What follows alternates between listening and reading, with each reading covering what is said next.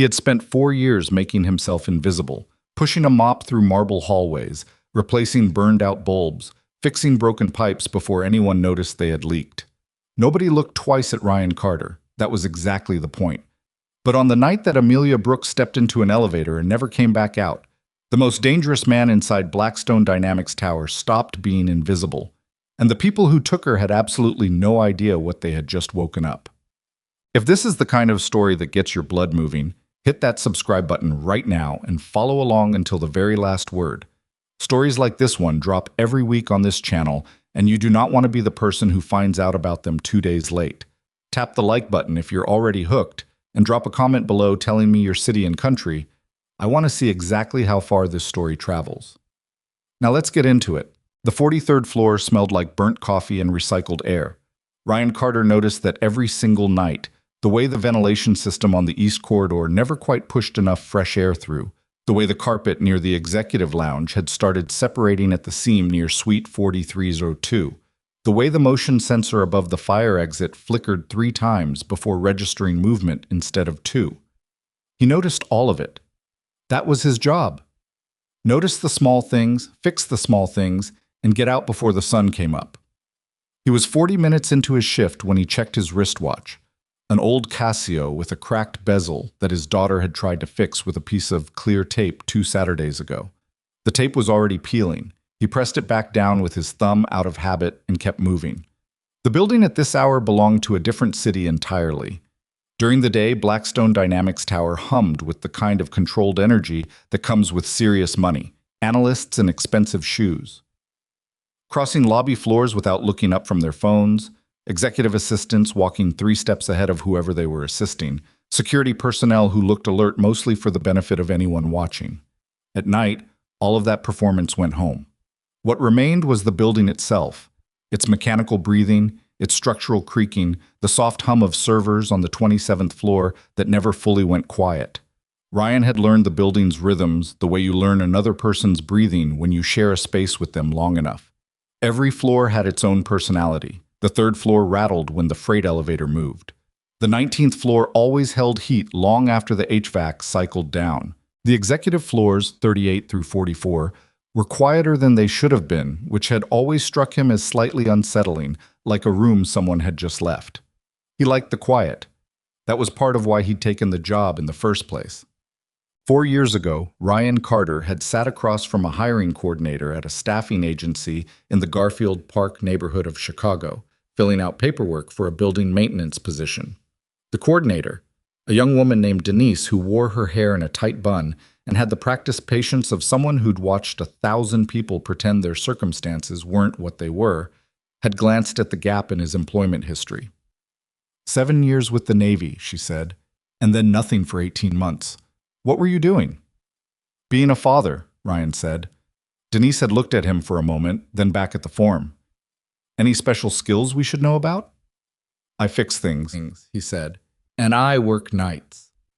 She had entered him into the system without another question. He had not mentioned the other thing. The decade of specialized training, the operational deployments across 4 continents, the ability to read a room for threats. The way most people read a menu, automatically, without effort, cataloging exits and angles and variables before he was consciously aware he was doing it. He had not mentioned any of that because mentioning it would have meant explaining it, and explaining it meant dragging pieces of his past back into a present he had spent considerable effort constructing around a single priority. His daughter, Maya, was 8 years old. She was the reason he had left the Navy. Not the specific reason the counselors at the Veterans Affairs Office had gently suggested he examine: the trauma, the loss, the mission that had gone wrong in the narrow back corridors of a building outside Mosul when his closest friend and operational partner, Daniel Reyes, had taken a shot meant to cover Ryan's movement and hadn't gotten back up. That loss was real, and it sat in Ryan's chest like a stone he'd learned to carry without letting it show. But it wasn't the reason he'd walked away. The reason was simpler than that, and heavier. Maya had been 4 years old the last time he'd deployed, and when he came home, she had looked at him from across the kitchen like she was trying to remember who he was, his own daughter, looking at him like he was a stranger standing in her house. He had put in his separation papers 6 weeks later. The night. Amelia Brooks disappeared started like every other night. Ryan had clocked in at 11, changed into his gray work shirt in the basement locker room, and picked up his equipment cart. The rolling steel shelving unit, he moved through the building like a ghost, stopping to replace ballasts and fluorescent fixtures, checking the pressure readings on mechanical room gauges, writing down service notes in a spiral notebook he kept in his chest pocket. Unglamorous work, methodical, exactly what he needed. He had taken the freight elevator to the 39th floor at 11:40 and was replacing a strip of weather seal on the mechanical room door when he heard the private elevator, the executive car that served only the top 5 floors and required a key card to operate, arrive, and then depart again within 30 seconds. That was the first thing. The private elevator didn't move like that. In Ryan's 4 years of working this building, the executive elevator ran on a predictable rhythm. Someone arrived on one of the upper floors, conducted their business, and left. The doors didn't cycle open and immediately close again unless someone was testing the system. And building management always notified maintenance when they were testing anything. He stood still and listened. The building breathed around him. The freight elevator cable creaked somewhere above. The server room on the floor below hummed.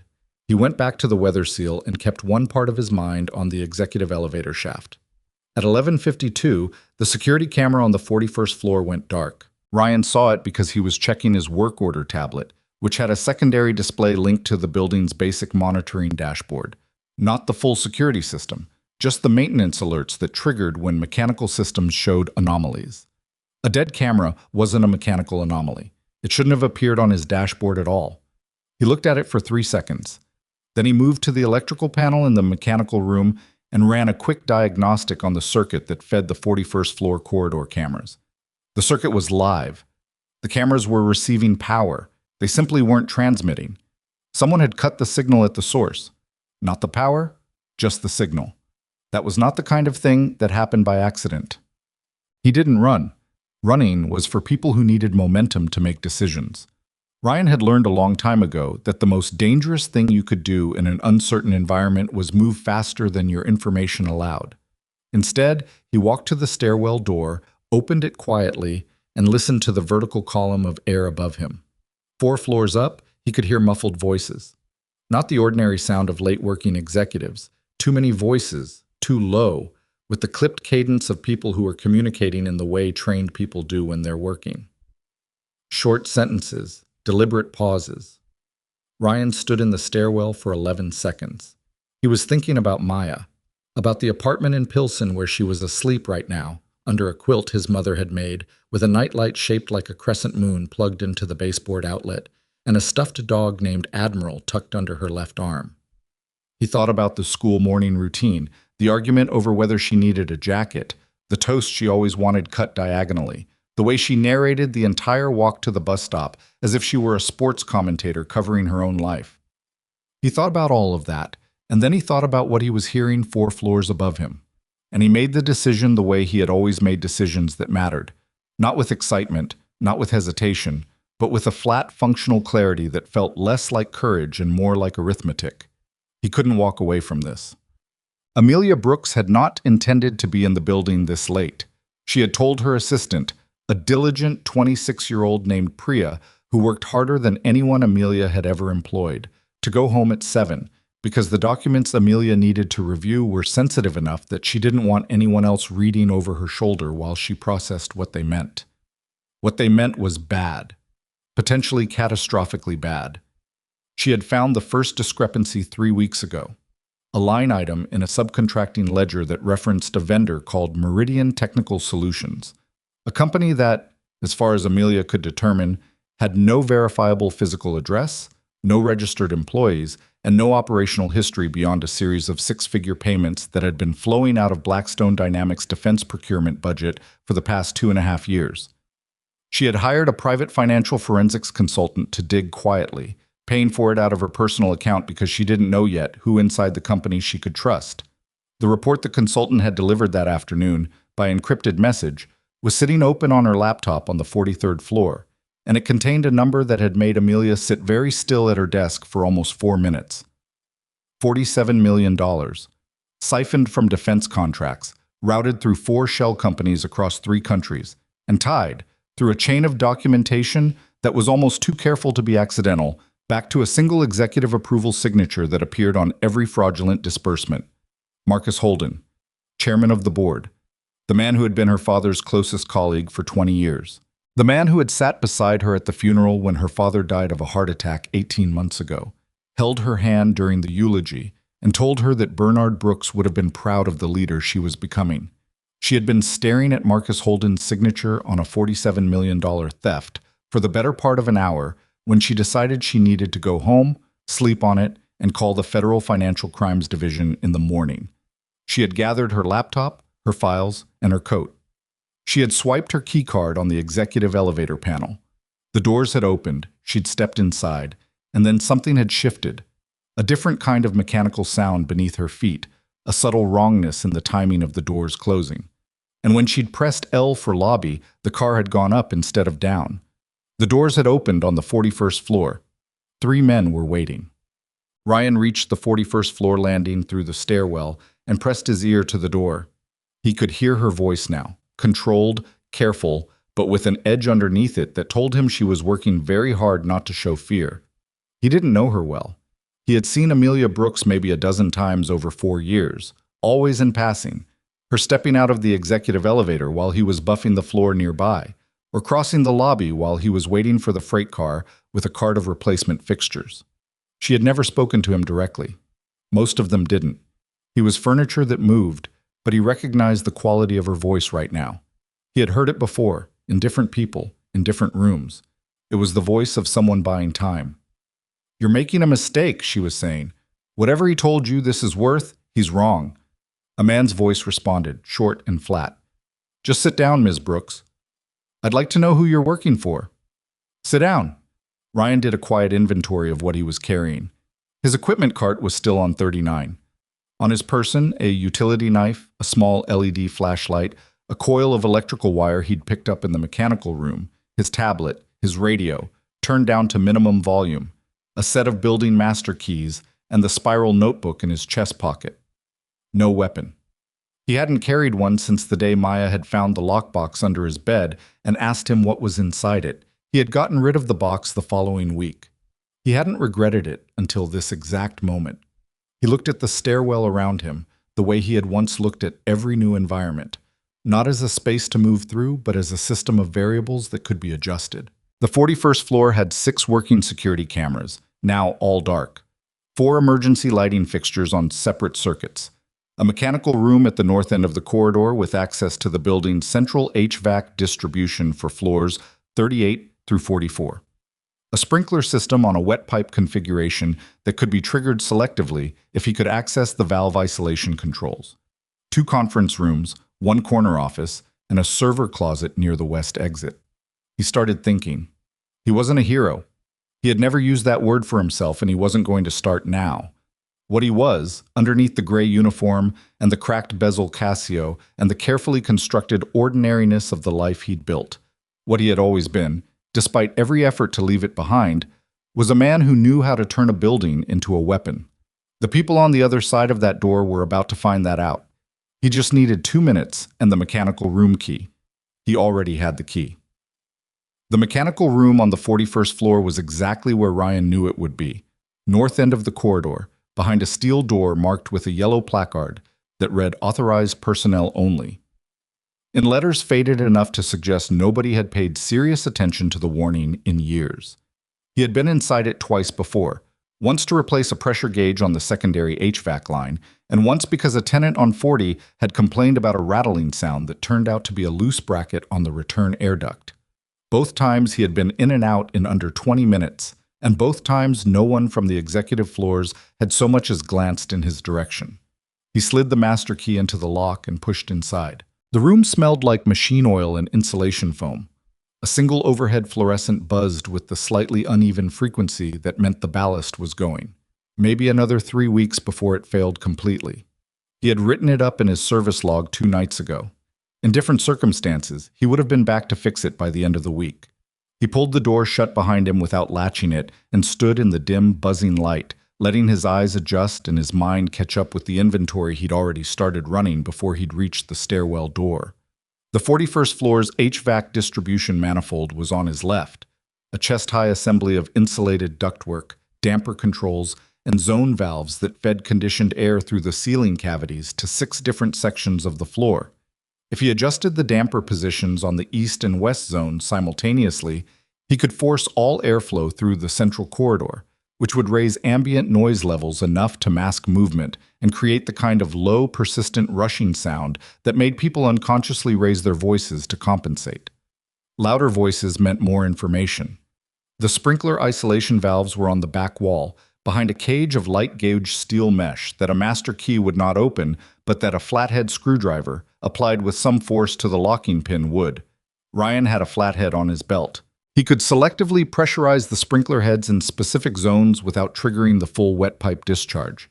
If he vented the system pressure carefully, he could get the heads in the East Conference Room to weep water without activating the suppression alarm on the main panel, which would buy him time before building management in the overnight monitoring center noticed anything anomalous.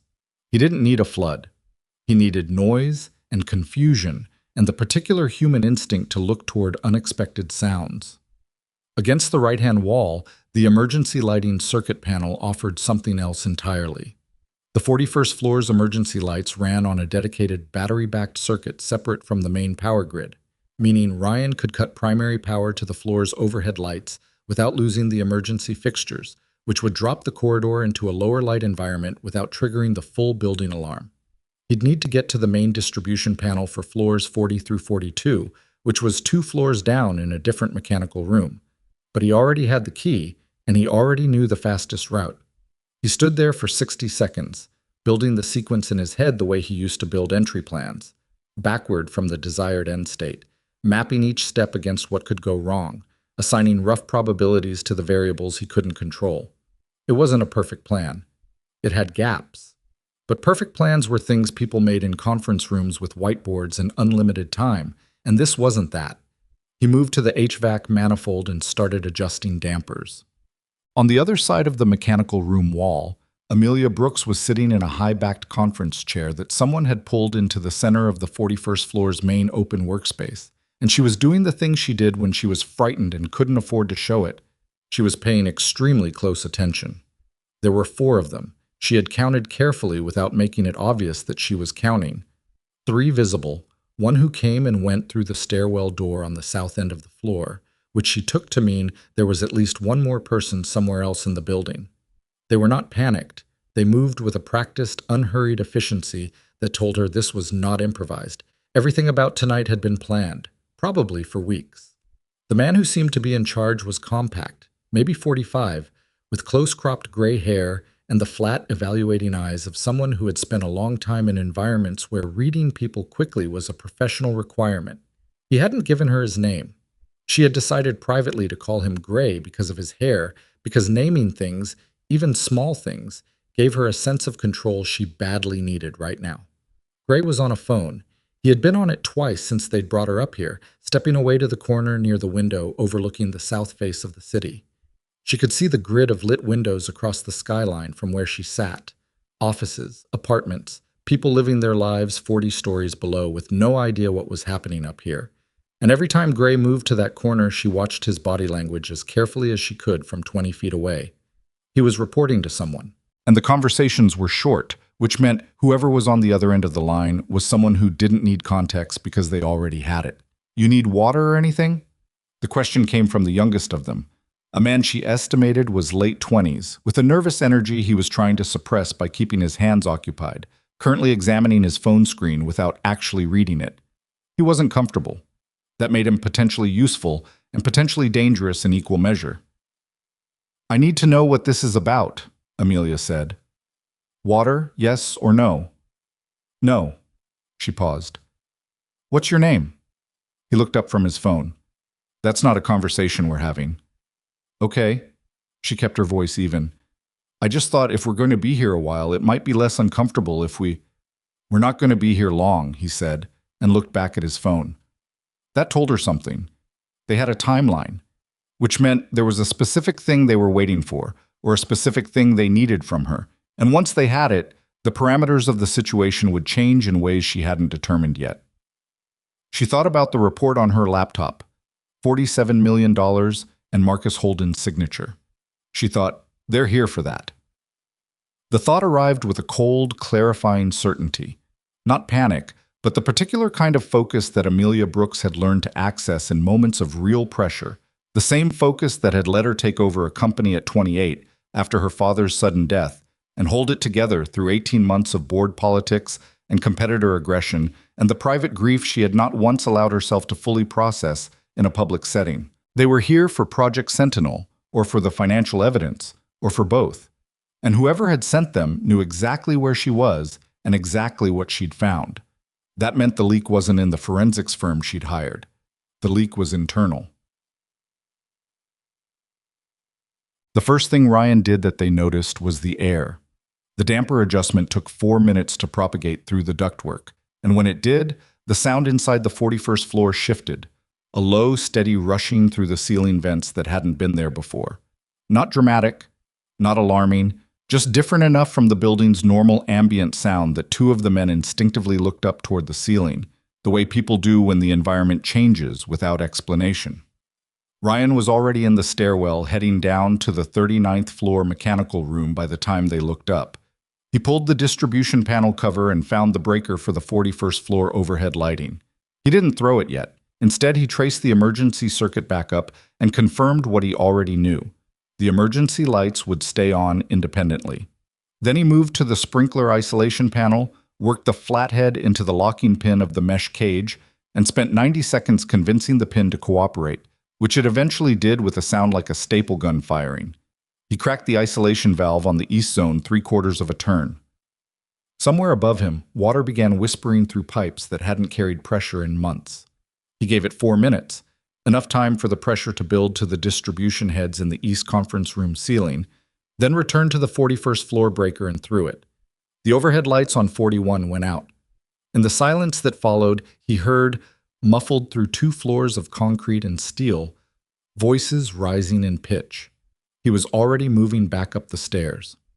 The darkness lasted about 8 seconds before the emergency lighting kicked in, bathing the 41st floor in the yellowish half-light that made everything look like the beginning of a bad situation, which, Amelia noted with a grim internal accuracy, it already was. "Talk to me," Gray said, his voice sharp and directed at the man near the window, the one with nervous hands. "I don't know, it's not—" The young man was on his radio, which was producing static. "Building power's still on. It's just the floor." "Maintenance issue," said the third man, stocky, with a shaved head and the deliberate stillness of someone who had trained himself out of fidgeting. "These old buildings drop circuits all the time." "Find the breaker panel," Gray said. "East stairwell should have a utility room." Stocky moved. Amelia tracked him with her peripheral vision, and then the East Conference Room started leaking. It started as a sound, a soft, insistent hissing from behind the conference room's glass wall. And then the emergency lighting caught the glitter of water sheeting down the inside of the glass from a sprinkler head in the ceiling. Not a full discharge, a weep, but enough to draw every eye on the floor toward it. "What the—" The young man stood up. Gray's eyes moved from the conference room glass to the ceiling, calculating. "Don't!" But the young man was already walking toward it, because that's what people do when something unexpected happens in their line of sight. They move toward it. Ryan had counted on exactly that. He came through the north stairwell door 14 seconds after the water started. He moved along the wall in the emergency lighting's shadow, with his back to the structural column that divided the open workspace from the corridor. The young man was at the conference room glass. Gray was on his radio. The fourth man, the one who cycled in and out of the south stairwell, was nowhere visible. Amelia saw Ryan before anyone else did. She saw a man in a gray maintenance uniform materializing from the shadow near the north wall, moving with a quality of stillness and motion that she didn't have a word for, and for one fractured second she nearly made a sound. Then she saw his eyes, direct, calm, locked onto hers with an expression that communicated something so clearly it didn't require language. "Don't move. Don't react. Trust me." She had been CEO of a billion-dollar company for 2 years. She had sat across from investors who wanted to gut her father's legacy and board members who had privately bet against her in the first 18 months. She knew the difference between a person performing confidence and a person who simply had it. This man had it. She didn't move. She didn't react. Ryan assessed the room in the 3 seconds he had before Gray would finish on his radio and turn back. He counted bodies, positions, sight lines. He calculated the distance between himself and the south stairwell door, which the fourth man had been cycling through, and decided that door was his primary concern. He did not know what was beyond it. He retreated back into the north stairwell before Gray turned around. He needed to know how many total men were in the building. He needed communication with Amelia that didn't require him to be in the same room as armed strangers. And he needed to figure out what exactly they were actually here for. Because until he understood the objective, he couldn't fully predict their behavior. He took the stairs down 2 floors and sat on the landing and thought. Amelia had spent enough time in rooms with difficult men to know that the one in charge, Gray, was operating on a schedule that was tightening. She had watched him check his watch 4 times in the last 20 minutes. Whatever they needed from her, they needed it before a specific time, and the water in the conference room and the power outage had cost them minutes they apparently didn't have many of. Ms. Brooks. Gray pulled a chair from a nearby desk and positioned it across from her with the deliberate ease of someone who had done this before. Not the chair-scraping aggression of someone performing authority, the quiet confidence of someone who didn't need to perform it. "Let me be direct with you. Please," she said. "You found something tonight that you weren't supposed to find." She held his gaze. "I find things that are wrong with this company every week. It's my job." "Not this specific kind of wrong." He leaned forward, elbows on his knees. "You accessed the Sentinel procurement subledger at 6:42 this evening. Our system logs everything." She felt something tighten in her chest but kept her face still. "Your system."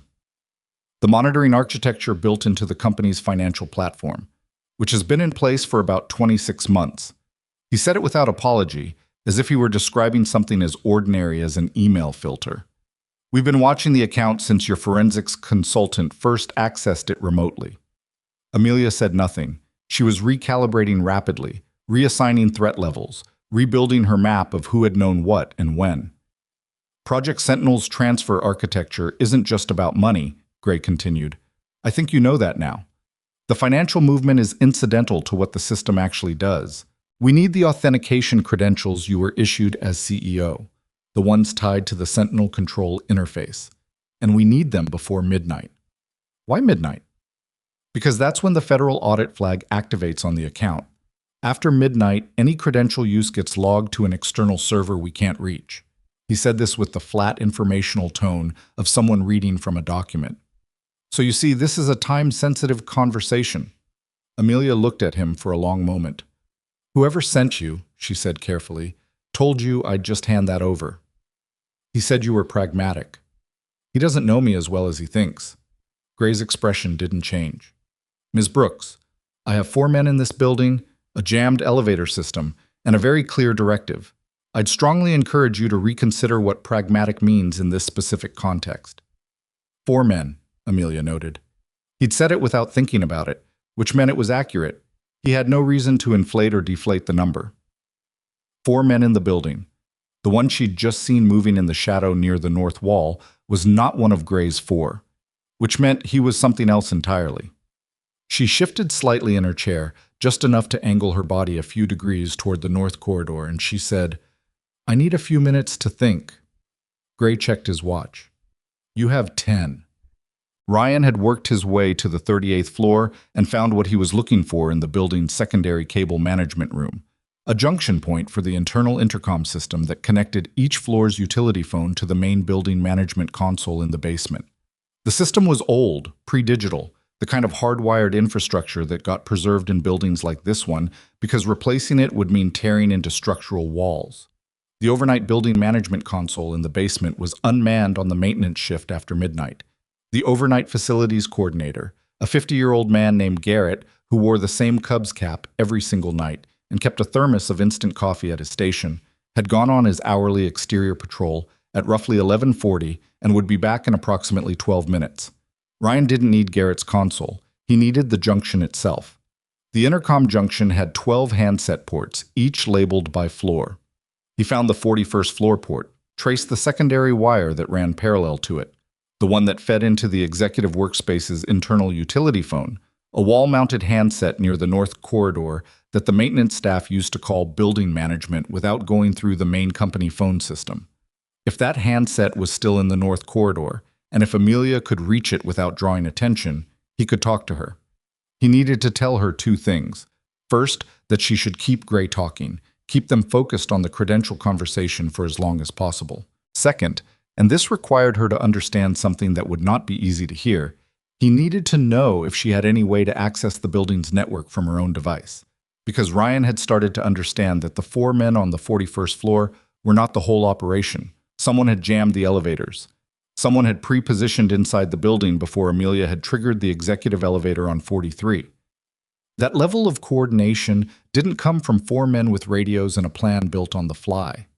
There was infrastructure behind this, and infrastructure meant someone with legitimate access to the building's systems had opened the door for them.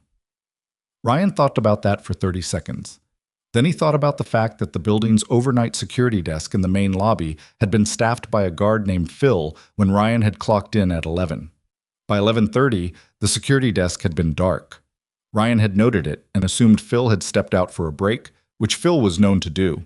He was no longer making that assumption. He spliced a thin wire from the junction port, ran it to the utility handset cradle, and tested the line with a press of the talk button. A small amber light blinked on the junction panel. The line was live. He had one more problem. Amelia had to find the handset on her own, without being told it was there, without anyone in the room understanding what she was doing. He looked at his wristwatch. The tape Maya had put on the cracked bezel was fully peeling now, hanging by one corner. He pressed it down again with his thumb. He had 9 minutes before Gray's window closed, and the situation changed. The North Corridor utility phone was something Amelia had walked past hundreds of times without registering it as anything other than a piece of the building's background, a beige wall-mounted handset in a recessed housing near the mechanical room door, the kind of phone that existed in old buildings and that nobody used because everyone carried a cell. She knew it was there in the way you know where the fire extinguisher is, abstractly, peripherally, not because you've ever needed it. Her cell had been taken in the first 2 minutes. Gray's man had been polite about it, which had somehow made it worse.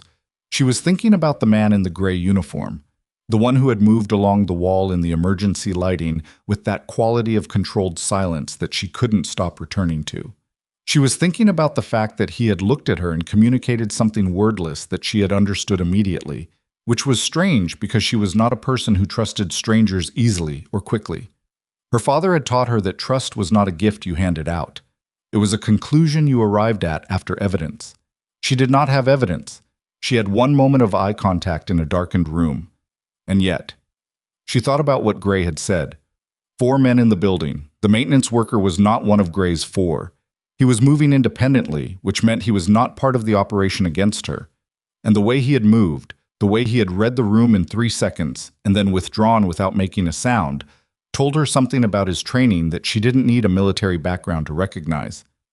She needed a reason to stand up and move toward the north corridor that wouldn't trigger Gray's attention. She looked at the east conference room. The sprinkler head was still weeping water, slowly now, the initial pressure having mostly exhausted itself, but enough that a thin film of water was spreading across the conference room floor and beginning to seep under the glass door into the open workspace. "That water is going to reach the electrical floor panel on the east side of the room," she said, with the careful, measured tone of someone noting a practical concern. "If it does, you're going to have a real building emergency on your hands, which I assume is not what you want." Gray looked toward the conference room, then at his watch. "The breaker switch for that zone is in the utility housing near the north corridor," she continued. "Maintenance staff use it during walkthroughs. If someone trips that breaker, the sprinkler line loses pressure, and the head stops leaking." She paused. "I can show your man where it is." Gray studied her for a moment. The young man with the nervous hands had already moved 2 chairs away from the widening water line on the floor. Stocky was back from the breaker search, having apparently found nothing useful on the east stairwell side. "Show him," Gray said, and nodded to Stocky. Amelia stood, smoothed her blazer, a reflex she couldn't entirely suppress even now, and walked toward the north corridor with Stocky 2 steps behind her. The utility phone was 12 feet from the mechanical room door. She walked directly past it, pointed at a metal panel housing on the wall to its left, and said, "That's the zone breaker. Second switch from the top." Stocky examined it. He would need to flip it himself. The panel required a flat edge to trip the breaker, and he had a multi-tool on his belt. He'd need both hands. He stepped closer to the panel and reached for his belt. In the 3 seconds his attention was on the panel, Amelia's right hand closed around the handset of the utility phone, lifted it from its cradle, and pressed it to her ear. The line connected. She heard breathing on the other end. Then a man's voice, quiet, very close to the receiver, unhurried. "Ms. Brooks, I need you to just listen. You don't have to say anything. Just press the hook switch once, if you understand." She pressed it once. "Good." A pause. Not hesitation, more like he was choosing exactly the words he needed. "I'm going to get you out of here, but I need more time to work, and I need you to keep them talking. The credential conversation, whatever they asked you for, don't give it to them. Not because it matters to me what's on those servers, but because as long as they don't have what they came for, they don't have a reason to change the situation." Stocky finished with the breaker panel and turned toward her. She hung up the handset, smoothed her blazer again, and said, "That should do it." As she walked back toward her chair, she was aware of 2 things simultaneously. The first was that the water in the conference room had already slowed to a trickle. The second was that, somewhere in this building, a maintenance worker in a gray uniform was operating alone against 4 trained men without a weapon, a backup, or anyone who knew he was there. And he had spoken to her as if none of those things were problems he couldn't solve. She sat down across from Gray and folded her hands on her knee. "I've thought about your offer," she said. Gray checked his watch. "And?" "I want to know who sent you." He almost smiled. "That's not how this—" "I know it's not how this works. I'm asking anyway." She kept her voice even, conversational, like she was negotiating a licensing deal instead of sitting in her own building surrounded by men who had hijacked her elevator. "Because whoever sent you has been stealing from this company for 2.5 years, which means they know how I operate, they know my security protocols, and they've been watching me for months." She tilted her head slightly. "I'd like to know how long I've been blind." Gray looked at her for a moment with something that might, in different circumstances, have been respect. 26 months, he said. She absorbed that. "Since just after my father died." He said nothing. "That's a long time to hide something," she said. "Most people never find it," he said. She nodded slowly, as though considering this, and then she asked him another question, about the structure of the shell companies, about which jurisdictions they'd used, about the wire routing, questions that were detailed enough to sound like the beginning of a negotiation, and that required enough thought on his end to keep him talking. She needed time. The maintenance worker had asked for time. She gave it. Ryan was back on the 41st floor inside the north mechanical room when the thing he'd been waiting to find finally revealed itself. He had spent 20 minutes quietly reorienting his understanding of the building's situation, and what had emerged was not a picture he liked. The jammed elevator system wasn't a software patch applied remotely. It was a physical intervention at the drive control unit in the basement mechanical level, which meant someone had been physically inside the building's restricted infrastructure before Amelia had ever stepped onto the executive elevator. Possibly hours before. Possibly during the day, concealed somewhere in the building's service infrastructure, waiting for the shift change when the building thinned out and the night took over. The building's overnight security guard, Phil, had not stepped out for a break. Phil was in the security office behind the main lobby desk, zip-tied to his chair with his radio on the desk beside him and his cap over his eyes, breathing steadily. Ryan had found him 11 minutes ago on a circuit through the lobby level. Phil was unharmed and appeared to be sleeping off something chemical, which explained why he hadn't raised an alarm when the lights went out on 41.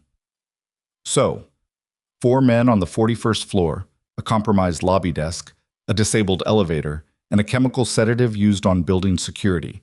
All of this coordinated around a specific window of time built around a specific acquisition target.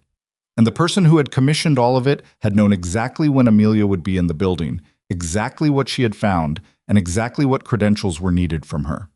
That kind of knowledge had one source. Ryan sat with that for a moment. Then he heard something that changed his entire timeline. A voice from the south stairwell, 1 floor below him, speaking quietly into a phone. He pressed his ear to the mechanical room wall and caught fragments. She's not going to give it voluntarily. Holden said if she refuses after midnight, we move to the secondary option. A pause. The secondary option requires access to the sub-level data vault. We need her alive for the biometric scan, but after that, Ryan had heard enough. He stepped back from the wall, and the flat functional clarity he had accessed at the start of this settled into something colder and more specific. They needed Amelia's biometric signature to access a data vault in the basement levels, which meant the credential conversation was a front, a first attempt, a softer option. The actual objective was the vault, and Marcus Holden had apparently already decided what happened to Amelia after her biometric was no longer needed. Ryan thought of Maya's tape on his watch. He thought of Daniel Reyes, who had gone down in a hallway in Mosul covering Ryan's back. He looked at the HVAC manifold in front of him, the sprinkler isolation panel on the back wall, the emergency circuit junction, the building master keys on his belt. He was one man, without a weapon, in a building someone else thought they controlled. He had been in worse positions. He started moving. The south stairwell on the 40th floor had a blind corner 3 steps below the landing, a structural quirk caused by the way the building's original architects had angled the staircase to accommodate an HVAC shaft that ran diagonally through that section of the building. Ryan had noticed it on his second week of employment, the way he noticed all the building's small architectural idiosyncrasies without attaching any particular significance to it at the time. Now it was the most important 3 feet of space in 43 stories of steel and glass. He reached the blind corner at 11:58 and waited. The man from the phone conversation came up the stairs 40 seconds later, moving with the casual, unhurried confidence of someone who believed the building was secured and the situation was controlled. He had his phone in his left hand and was looking at the screen, which told Ryan 2 things. He was expecting a message, and he was not expecting resistance from a stairwell corner. Ryan took him with a single controlled movement, a forearm across the throat from behind to cut blood flow, not air, enough to produce unconsciousness in approximately 6 seconds without causing permanent damage. A technique he had practiced so many times in training facilities and then used in real conditions enough times that his body performed it before his conscious mind finished formulating the instruction. The man went down. Ryan lowered him to the landing carefully, not gently, exactly, but without dropping him, and used the man's own zip ties, which were in a pouch on his belt alongside a small tactical flashlight and a radio, to secure his wrists to the stairwell railing. He took the radio and the flashlight. He checked the phone, which required a fingerprint to unlock, but showed a message preview on the locked screen from a contact saved only as MH. The message read, "Midnight is the hard limit. If she hasn't cooperated by then, proceed to sublevel."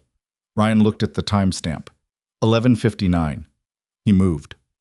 What Ryan understood now, in a way he hadn't fully assembled until this moment, was that he had been running a defensive operation, neutralizing threats, creating confusion, buying time, when what the situation actually required was something more aggressive. The timeline had collapsed. Gray would move Amelia to the sub-level data vault within the next few minutes, regardless of whether the credential conversation had produced anything, because Holden had given a hard order, and Gray was the kind of man who executed hard orders. The sub-level data vault was on the 3rd basement level, a space Ryan had been in exactly once, 8 months ago, when a facility supervisor named Torres had brought him down to check a coolant line that served the vault's climate control system. The vault itself was behind a biometric secured door that required a palm scan, a retinal scan, and a 12-digit code in sequence. The coolant line had been a minor fix, a compression fitting that had loosened over time, and Ryan had been in and out in 40 minutes. He remembered the layout of that basement level with the clarity that his brain reserved for spaces it had cataloged as potentially significant. 2 entry points: the main service elevator, currently disabled, and the emergency stairwell that connected all basement levels to the above-ground floors through a secondary shaft on the building's west side. The west stairwell was not the one Gray's men had been using. Ryan had confirmed this over the last hour by listening to their radio traffic, which he could partially intercept on the building's internal maintenance frequency. He was already heading west. The problem, and there was always a problem in Ryan's experience, the moment you believed you had the shape of a situation figured out, was that moving Amelia from the 41st floor to the third basement level meant passing through multiple floors of building infrastructure, and Ryan could not be in multiple places simultaneously. He could delay. He could intercept. But if Gray moved Amelia while Ryan was in the basement pre-positioning, and if something went wrong during transit, he had no way to help her. He needed to slow the transit without triggering the secondary option prematurely. He needed another signal. He was passing the 39th floor utility room when the answer was already in front of him, literally, in the form of the building's fire alarm panel, which he had maintenance access to, and which, if triggered selectively on the basement levels only, would activate the building's emergency protocol and force an automated call to the fire department, not the police, the fire department, which would arrive in trucks with lights and noise at the building's exterior, which would be visible from every window on the south face of the tower, which would complicate any operation that depended on secrecy and invisible extraction. It wouldn't stop Gray, but it would make him slower and more careful. Ryan pulled the utility room door open and found the fire panel. On the 41st floor, the mood had changed. Amelia had watched it shift over the last 10 minutes. A tightening in Gray's posture, a shortening of his responses. The way his eyes had stopped engaging with her and started tracking the clock on the wall above the window, with the focused frequency of someone counting down rather than keeping time. The young man with the nervous hands had disappeared into the south stairwell twice in the last 6 minutes, and returned each time looking more tense than when he'd left. She was running low on questions that sounded like the beginning of cooperation without actually being cooperation. She had gotten Gray to explain, with the flat informational efficiency of someone who saw no reason to be coy at this stage, the broad structure of what Project Sentinel actually represented. It was not simply a surveillance architecture, as she had originally understood from the procurement documentation. It was a full-spectrum military communications intercept system that, once operational, could monitor, record, and in some configurations disrupt encrypted communications across multiple frequency ranges simultaneously. The defense contract that had funded its development was legitimate on paper. The subsidiary agreements that had redirected the system's control architecture away from the contracting agency and toward a private network, those were not. Marcus Holden had spent 26 months building a system he intended to sell to a buyer Amelia did not yet know. And the $47 million was not the end of the financial trail. It was the beginning. "You're going to need to move now," Gray said. He was not asking. "I haven't agreed to anything," Amelia said. "I know." He stood and buttoned his jacket, a small, automatic gesture that told her he was shifting into a different mode. "We're done with the conversation portion of the evening." Stocky appeared from the direction of the north corridor. The young man came in from the south stairwell. There were 3 of them now, which meant the fourth, the one Ryan had apparently taken out of the equation, though she hadn't confirmed this and wasn't going to ask, was no longer a variable. The math had changed. "Where are we going?" she asked. "Down," Gray said. And then every fire alarm in the basement levels fired simultaneously. A distant, muffled clanging that traveled up through the building's structure in a way that was more felt than heard on the 41st floor, followed 3 seconds later by a visible change in the city-facing windows. The red and white flash of emergency vehicle lights beginning to materialize on the street below, responding to an automated trigger that the fire department's dispatch system would log as a multi-zone activation in the basement of Blackstone Dynamics Tower. Gray went very still. Amelia watched him process it, the delay between the sound and the decision visible in his face, not as panic, but as rapid recalculation. "That's not a real fire," Stocky said. "No," Gray agreed. "It's not." He looked toward the window at the emergency lights below. "But those trucks are real, and the next 60 seconds is going to determine whether this ends quietly or not." He looked at Amelia. "Move. Now." Ryan reached the west stairwell on the ground level and descended into the basement infrastructure with the tactical flashlight from the man he'd zip-tied on the 40th floor stairwell.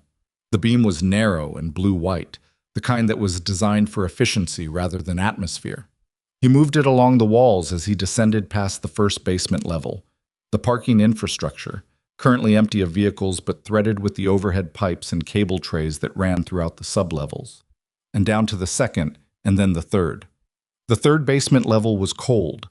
The vault's climate control pulled heat out of the space aggressively, maintaining a constant temperature for the server infrastructure inside. Ryan felt it as soon as he pushed through the stairwell door. Not uncomfortable exactly, but the kind of deliberate cold that reminded you it was engineered, not natural. The main corridor of the third basement was lit by overhead fluorescents on a separate emergency circuit. They'd stayed on when he cut power to the upper floors.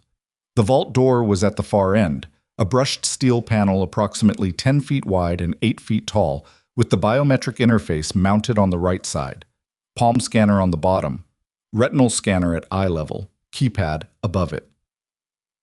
The interface was dark, dormant, waiting for an activation sequence. Ryan stood in the corridor and assessed what he had. He had a maintenance flashlight, a radio, a coil of wire, a utility knife, a set of building master keys, and approximately 4 minutes before Gray arrived with Amelia. He had knowledge of the building's mechanical infrastructure that extended to this level because he had worked in it, and he had the specific memory of the coolant line repair. 8 months ago, that included. This was the detail he'd been turning over since the stairwell, a secondary access panel on the south wall of the vault's exterior, behind which sat the climate control junction for the vault's cooling system. The vault's cooling system ran on its own dedicated circuit, but its power supply shared a distribution panel with the third basement level's environmental controls, the same panel Ryan had standing access to as a maintenance technician. He couldn't open the vault, but he could make the vault's internal systems believe the temperature was rising. A temperature spike inside an active server vault triggered an automatic protocol. The vault door's magnetic lock temporarily released to allow emergency access for fire suppression. It was a safety feature. If a server farm overheated and the magnetic lock stayed sealed, the suppression system couldn't deploy and the equipment inside could be destroyed.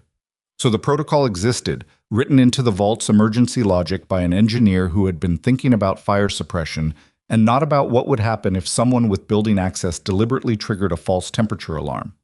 Ryan found the secondary access panel, got it open with a flathead, and studied the climate control junction inside. He needed to interrupt the return temperature sensor, the one that reported conditions back to the vault's environmental management system. If he could make that sensor read 10 degrees higher than ambient, the vault's own logic would do the rest. He had wire. He had the sensor in front of him. He had the knowledge from 12 years of maintenance work before the Navy and the technical cross-training the Navy had added on top of that. He got to work. He made 2 connections, reversed to ground, and taped the splice with the electrician's tape he kept on his equipment cart, the roll he'd automatically pocketed when he'd started tonight's shift, as he did every night, because a maintenance technician who doesn't carry tape is a maintenance technician who makes twice as many trips. He stepped back. The climate control junction began reporting a temperature 12 degrees above the actual ambient condition inside the vault. He counted seconds. At 41 seconds, the vault's emergency logic processed the sensor reading, escalated it to a threshold warning, ran its internal check, which confirmed the false spike because Ryan had addressed the return sensor, not the ambient measurement. And at 58 seconds, the magnetic lock on the vault door released with a mechanical thunk that echoed in the cold corridor. The vault door didn't open on its own, it just unlocked. Ryan moved to the door, applied pressure, and it swung inward on hydraulic hinges. He went inside. The vault's interior was not what most people imagined when they heard the word vault. There were no shelves of physical files, no safety deposit boxes, no evidence of the kind of old money material security the word implied.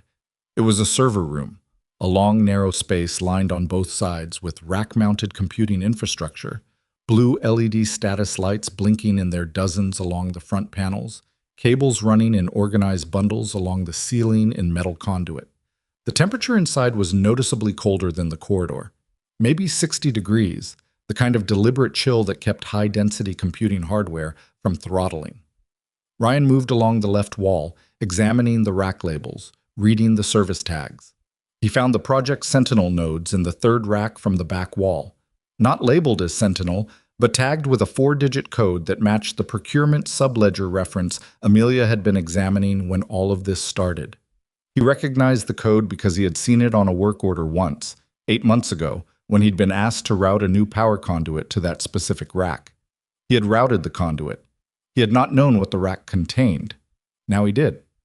He also found something else, a network tap on the rack's external data port, installed with the kind of careful concealment that suggested someone had known exactly what they were doing and had taken time to do it cleanly.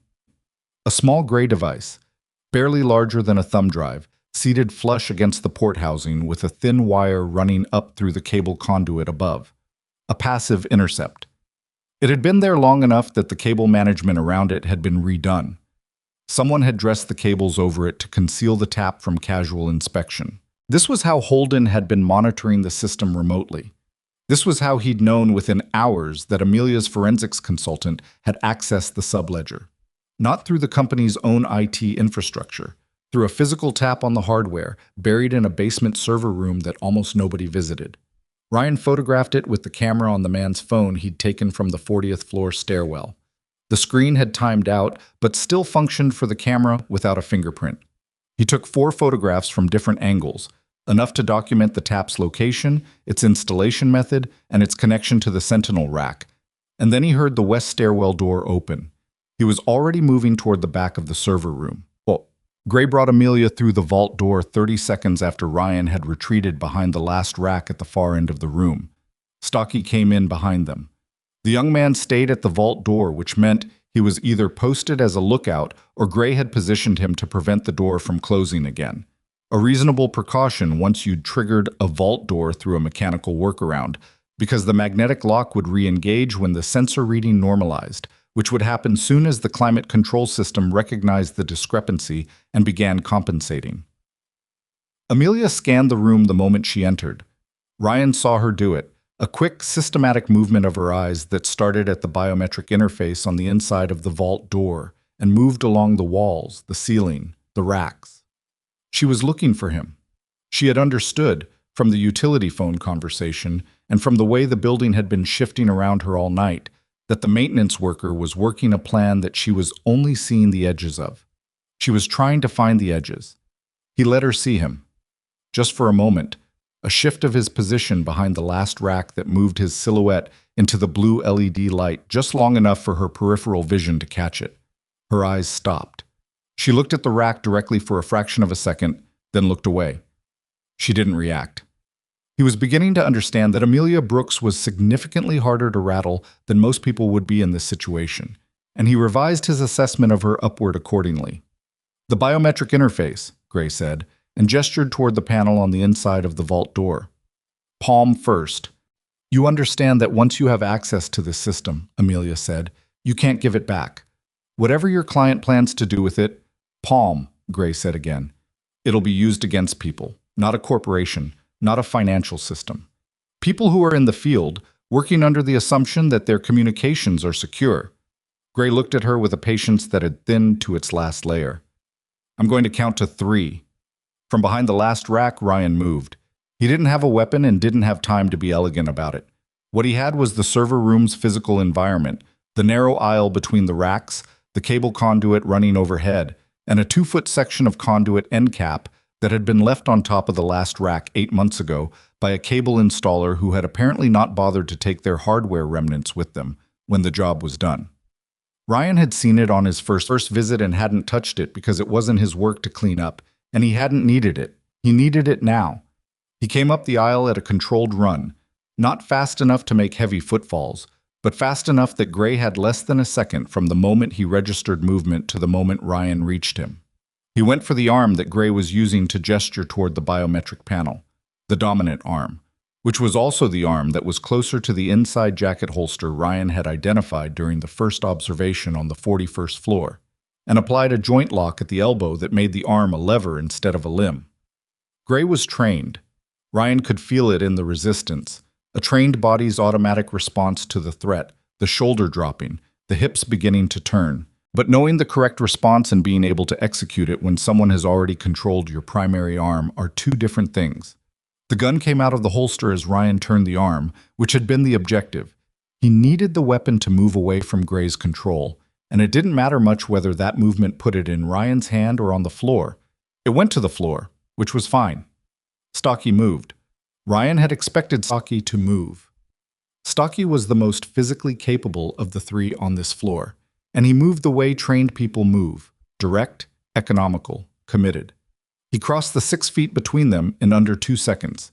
Ryan released Gray's arm, sidestepped, and used Stocky's own committed momentum to redirect his path into the server rack to Ryan's left. The impact produced a loud metallic crash and a cascade of error lights from the affected rack. Stocky went down. Gray reached for a secondary piece on his ankle. Ryan put the conduit end cap against the side of Gray's head with enough force to produce a sound that meant Gray would be unconscious for the next several minutes and would wake up with a headache that would last considerably longer. He caught Gray as he went down and lowered him between two rack units. The young man at the vault door took 2 steps into the room. Ryan looked at him. The young man was holding a weapon he had drawn from his belt, but his grip was wrong, too tight, which meant his hand would shake, and he knew it, and knowing it was making it worse. His eyes were wide and moving between Ryan and his 2 unconscious colleagues on the floor with the rapid, involuntary back and forth of someone whose brain was processing too many inputs simultaneously. "Hey," Ryan said, quietly. The way he used to say it to Maya when she was 5, and had convinced herself there was something in the closet and was working toward a full panic. "Point that somewhere else." "Who are you?" The young man's voice came out higher than he'd intended. "Maintenance," Ryan said. An absurd answer, objectively. But there was something in the flatness of Ryan's voice, the complete absence of performance, the total lack of drama, that seemed to knock the young man slightly sideways, the way the unexpected always does when you're braced for the predictable. "Put it on the floor," Ryan said. "Slide it over here." A long 3 seconds. Then the young man bent, put the weapon on the floor, and slid it the way Ryan had asked. Ryan picked it up and looked at Amelia. She was standing beside the biometric panel with her arms at her sides, breathing carefully, watching him with an expression he couldn't fully categorize. It wasn't relief, exactly, and it wasn't shock, and it wasn't the frozen quality that fear sometimes produced in people. It was something more active than any of those. "Are you hurt?" he asked.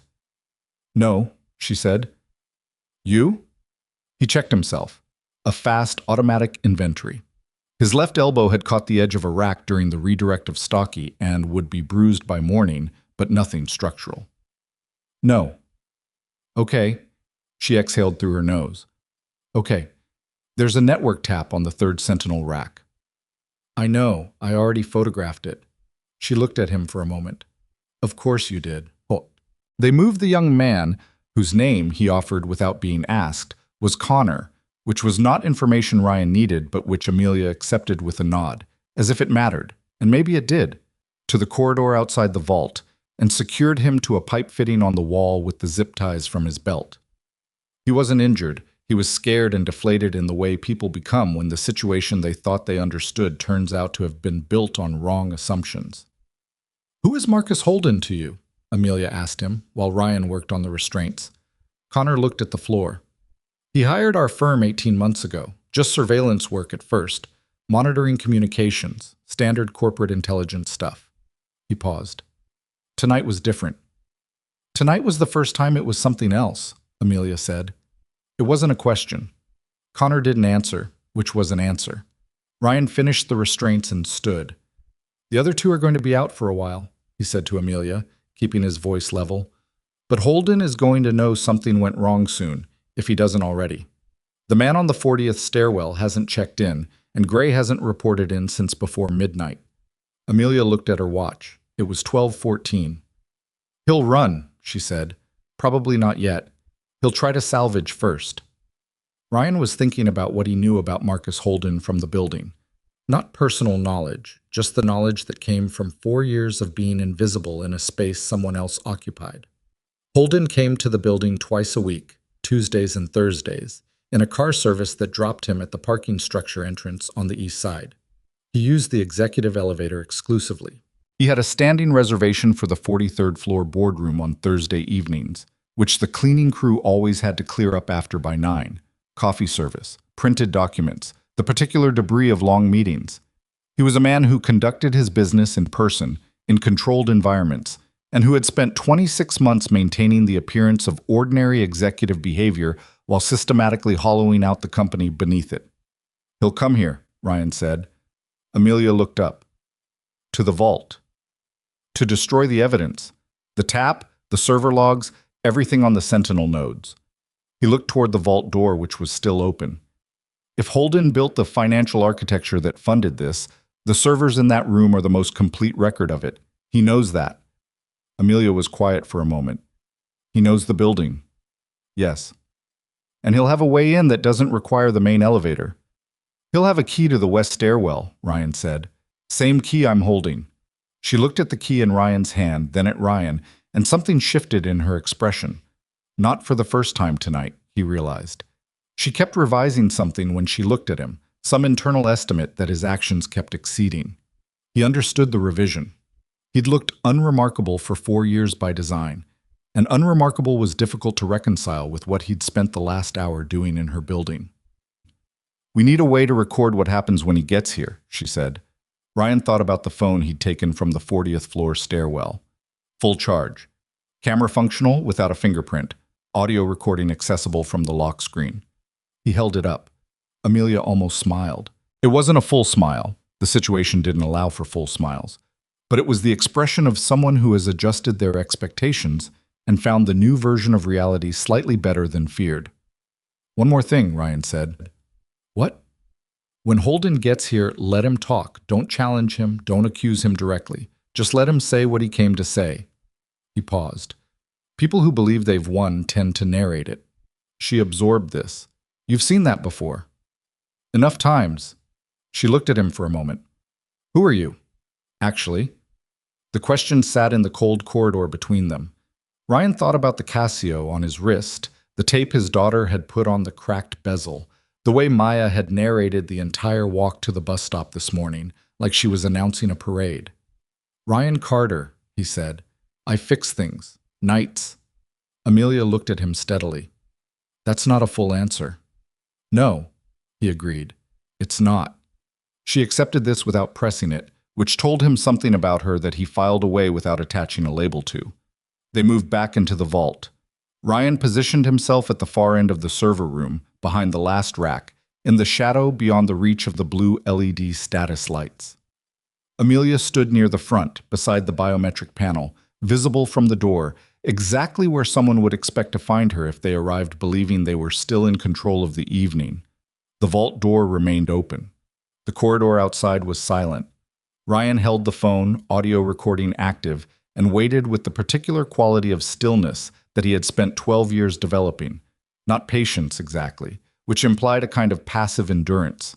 This was something more alert than patience. Something that looked like calm from the outside and felt from the inside, like every instrument reading simultaneously. He had been in this state before. In hallways in Mosul, in corridors in Kabul, and a dozen other narrow spaces where the difference between what happened next and what didn't come down to the quality of a man's attention in the seconds before movement. Daniel Reyes had once described it, after an operation in the second year of their partnership, as the quietest kind of loud. Ryan had not known what he meant until he was deep enough into his own experience of it to recognize the description. He knew what it meant now. He heard the west stairwell door on the basement level open at 12:31. Footsteps in the corridor, measured, unhurried, the footsteps of a man who believed he was walking into a situation he had already controlled. Ryan pressed record. Marcus Holden walked into the vault corridor the way he walked into every room, with the unhurried authority of a man who had spent 40 years making sure other people adjusted to his arrival rather than the other way around. He was 63, trim in the way that expensive gym memberships and personal nutritionists produced, with silver hair he kept precisely cut, and the kind of posture that came not from military training but from decades of boardroom performance.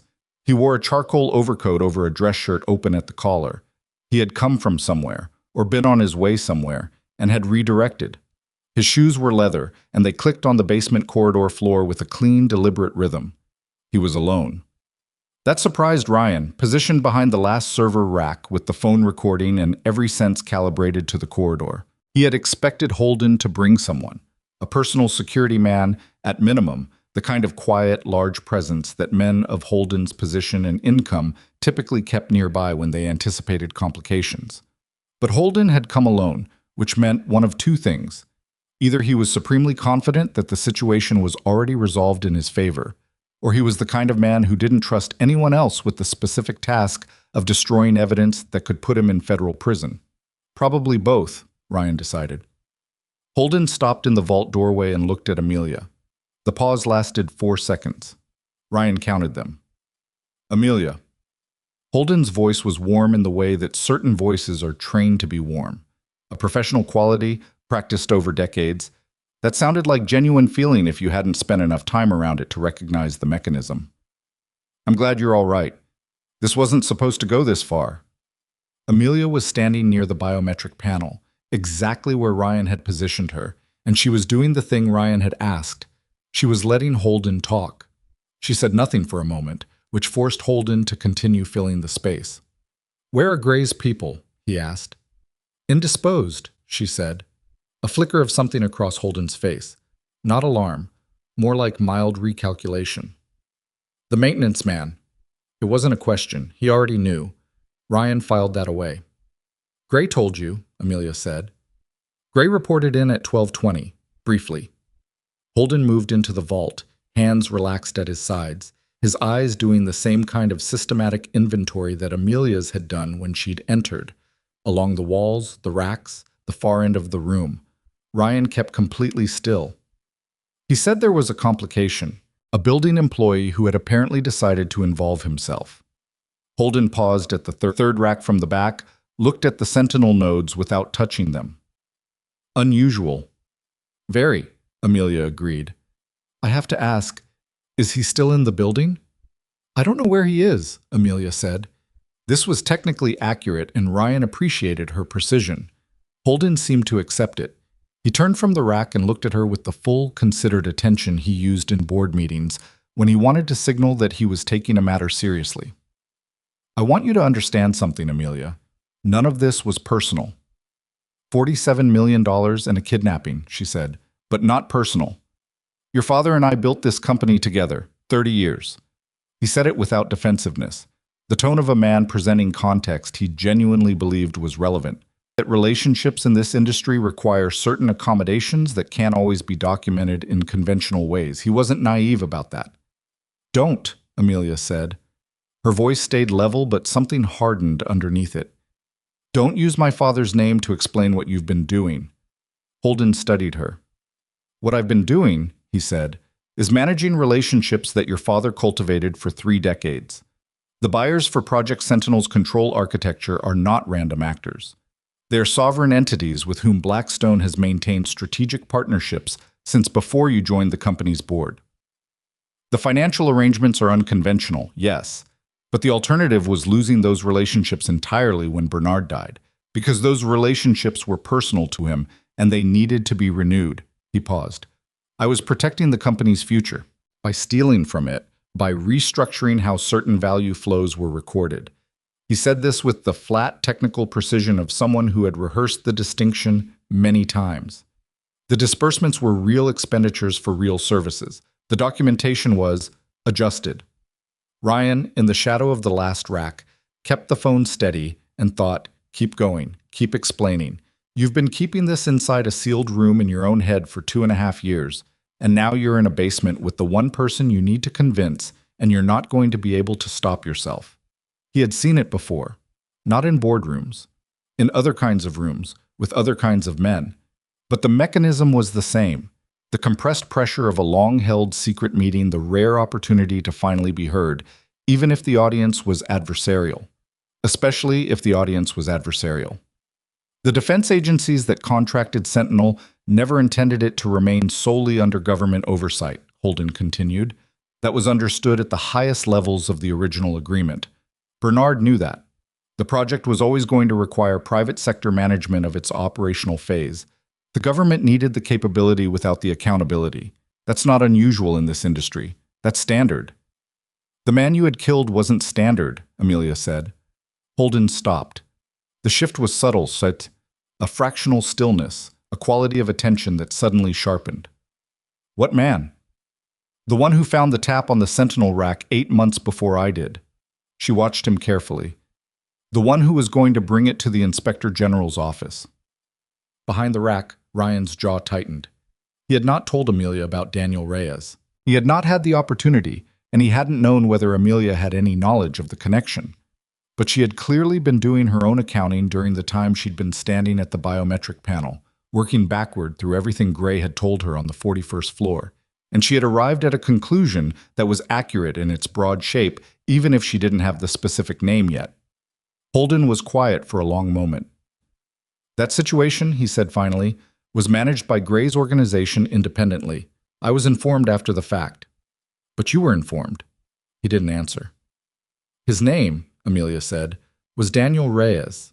He was a former Navy SEAL who had taken a private security consulting role with a firm that audited defense contractor facilities.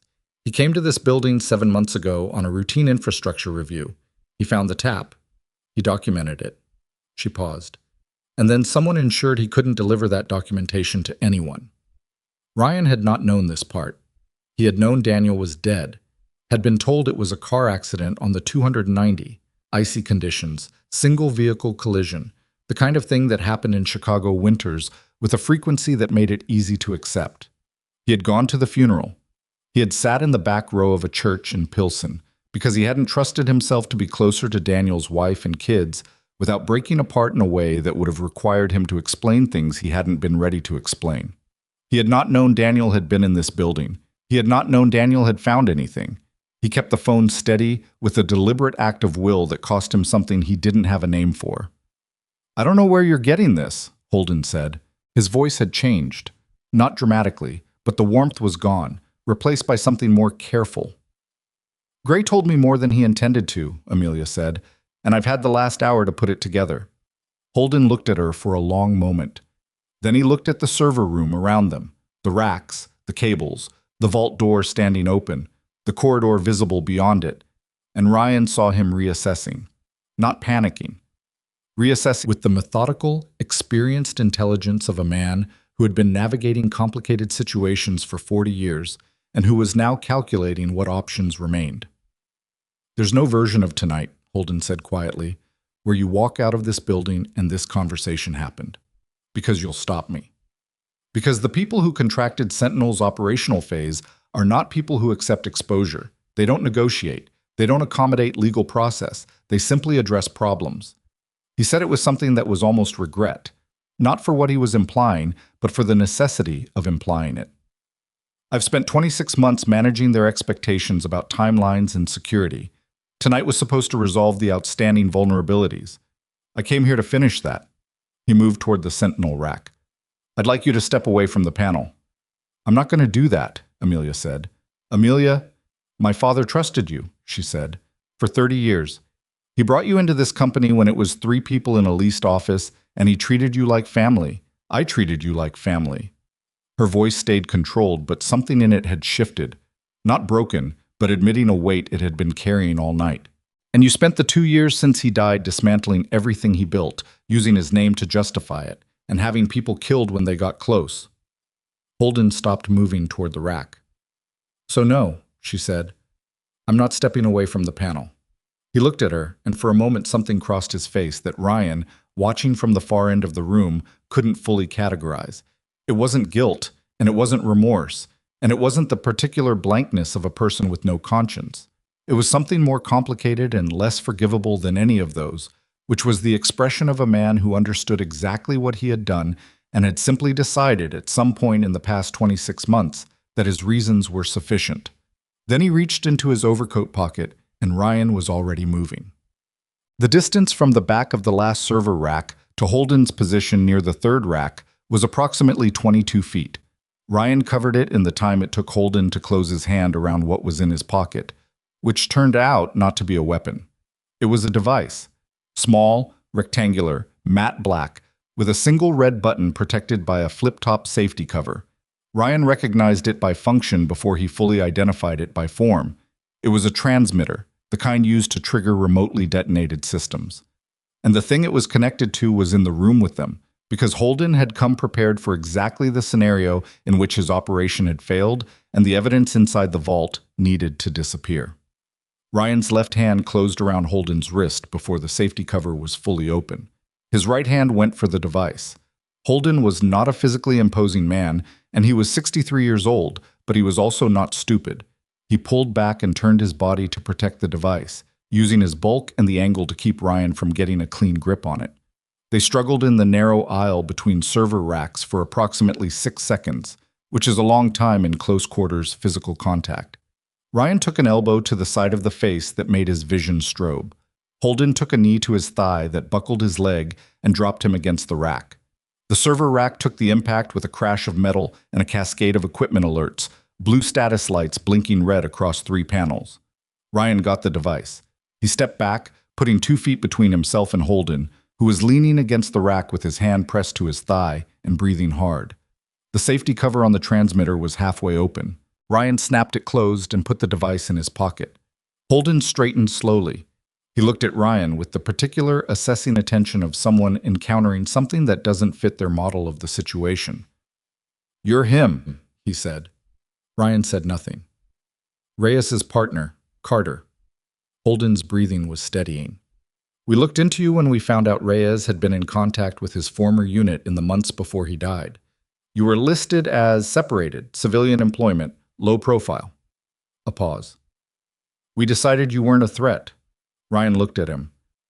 "We were wrong," Holden said, with the flat acknowledgement of someone updating a professional assessment. "Daniel came to this building," Ryan said. It was the first time he had spoken since Holden entered the vault, and his voice came out quieter than he intended. Not from restraint, but from the particular compression that grief produces when it surfaces through controlled circumstances. "He found the tap. He was going to report it." "Yes." "And you had him killed." Holden held Ryan's gaze. "Gray's organization made an operational decision. I was notified." "You were notified," Ryan said, "and you didn't stop it." The distinction mattered to Ryan in a way he couldn't fully articulate and didn't try to. He was aware that legally, operationally, and in every practical sense, the distinction didn't reduce Holden's culpability by any measurable amount. But there was something in the human architecture of the thing, the choice not to intervene made by a man who had the power to intervene. That felt worse to Ryan than the direct act would have. A direct act was violence. The choice not to stop it was something else, something colder. Holden said nothing. Amelia had moved from the biometric panel to the entrance of the aisle, and she was watching the exchange with the careful attention she'd been applying to everything all night. The phone was still in Ryan's left hand, recording. He had not stopped the recording when he'd moved to intercept Holden. It had continued through the struggle, through the elbow to his face, through all of it. "There are explosive charges in this room," Ryan said. "That's what the transmitter is connected to." Amelia looked along the racks. "Where?" "Behind the sentinel nodes, most likely, and probably at the distribution panel on the south wall." He didn't move to verify this because verifying it meant taking his attention off Holden, and Holden remained an active variable. Small devices. Enough to destroy the server infrastructure and start a fire in the climate-controlled environment that would propagate through the cable management system. The whole room goes. So does the documentation. Amelia absorbed this. "We need to get those charges out of here." "I know." "Can you do that while—" "I need you to hold something," Ryan said, and handed her the transmitter without taking his eyes off Holden. "Safety cover stays closed. If he moves toward you, you go out the vault door and you run. The west stairwell is clear. I secured it on the way down." Amelia took the transmitter. She held it the way someone holds something they understand to be dangerous. Not gingerly, but deliberately. "What are you going to do?" "Find the charges and remove them from the room." He finally looked at her directly. "And you're going to watch him." Holden smiled thinly. "I don't think your maintenance worker has explosives training." "EOD certification," Ryan said, already moving toward the sentinel rack. "Part of the advanced cross-training curriculum. Turns out it's more broadly applicable than they advertised." The charges were exactly where Ryan had placed them in his mental model of the room. Two behind the sentinel nodes, thin, flexible sheets of RDX composite wrapped in moisture barrier material and attached to the rack housing with industrial adhesive, each with a small wireless receiver no larger than a coin embedded in the surface. One at the distribution panel on the south wall, larger, configured to initiate first and create the thermal cascade that would spread to the server infrastructure. A fourth, which he hadn't anticipated, taped inside the cable management conduit running along the ceiling. designed to compromise the fire suppression system's activation mechanism so the resulting fire wouldn't be immediately controlled. He worked through them in order of initiation sequence: south wall first, then ceiling conduit, then the two at the sentinel rack, removing the receivers carefully and pocketing them separately from the transmitter so there was no risk of accidental completion of the detonation circuit. His hands were steady, his breathing was controlled. He did not think about Daniel Reyes while he worked. He thought about Maya, who would be asleep right now, probably sprawled diagonally across her bed the way she always ended up by 2 in the morning, with Admiral the stuffed dog somewhere under the blanket rather than in it. He thought about getting home before she woke up. He pulled the last receiver and held the 4 of them in his palm and looked at them for a moment. Small things, innocuous looking, the kind of object you could carry in a jacket pocket and walk through a building lobby with, and nobody would register them as anything other than the sort of electronic miscellany that populates everyone's lives now. He closed his hand around them and turned back to the aisle. Holden had not moved. Amelia was standing 6 feet from him with the transmitter in her hand and her eyes on his face, and she had the quality of someone who had decided, somewhere in the last 90 minutes, that she was done being managed by this situation and was now simply observing it, cataloging it, processing it, filing it against the framework she would need to rebuild everything that came after. Ryan held up the 4 receivers so Holden could see them. "Nothing to trigger," he said, "so we can talk." Holden looked at the receivers with an expression that moved through several stages too quickly to fully track: calculation, reassessment, and finally a kind of settling, like a building deciding to stop resisting and accept the conditions of the ground it's built on. "What do you want?" Holden said. "I want you to say it again," Ryan said. "Everything you told her about Sentinel, about the disbursements, about Daniel Reyes." He held up the phone. The recording indicator was still active. "For the record." Holden looked at the phone. A long, quiet moment passed in the cold room, with the server racks humming around them and the blue status lights blinking their patient, indifferent rhythms. "That recording isn't admissible," Holden said. "Maybe not on its own," Amelia said, "but combined with the tap documentation, the subledger, the shell company records my forensics consultant already pulled, and the testimony of Gray and his people, who are, right now, zip-tied to various fixtures in your building and will be very motivated to discuss terms with a federal prosecutor. It's a fairly complete picture." Holden was quiet. "Marcus," she said, and her voice changed on the name. Not softer exactly, but different, more direct, less formal. The voice of someone who had once called this man at family occasions and holiday dinners, and had now arrived at the far end of that history. "You were going to have me killed tonight." He didn't deny it. The not denying was its own answer, heavier than any words would have been. "Then say what you did," she said. "Say it in this room, on that phone, and give those people who are going to prosecute you something they can use.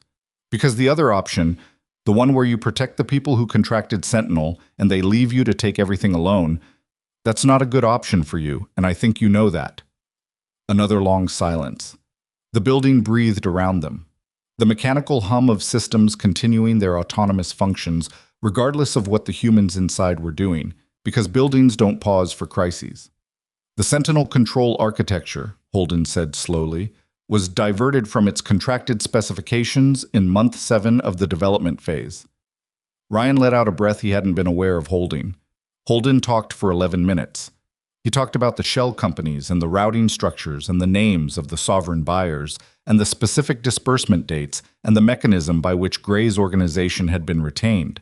He talked about the audit flag and the timeline and why midnight had mattered, and at the end, in a voice that had lost its boardroom warmth and its practiced authority and was left with something quieter and more human and not, Ryan thought, entirely without shame, he talked about Daniel Reyes.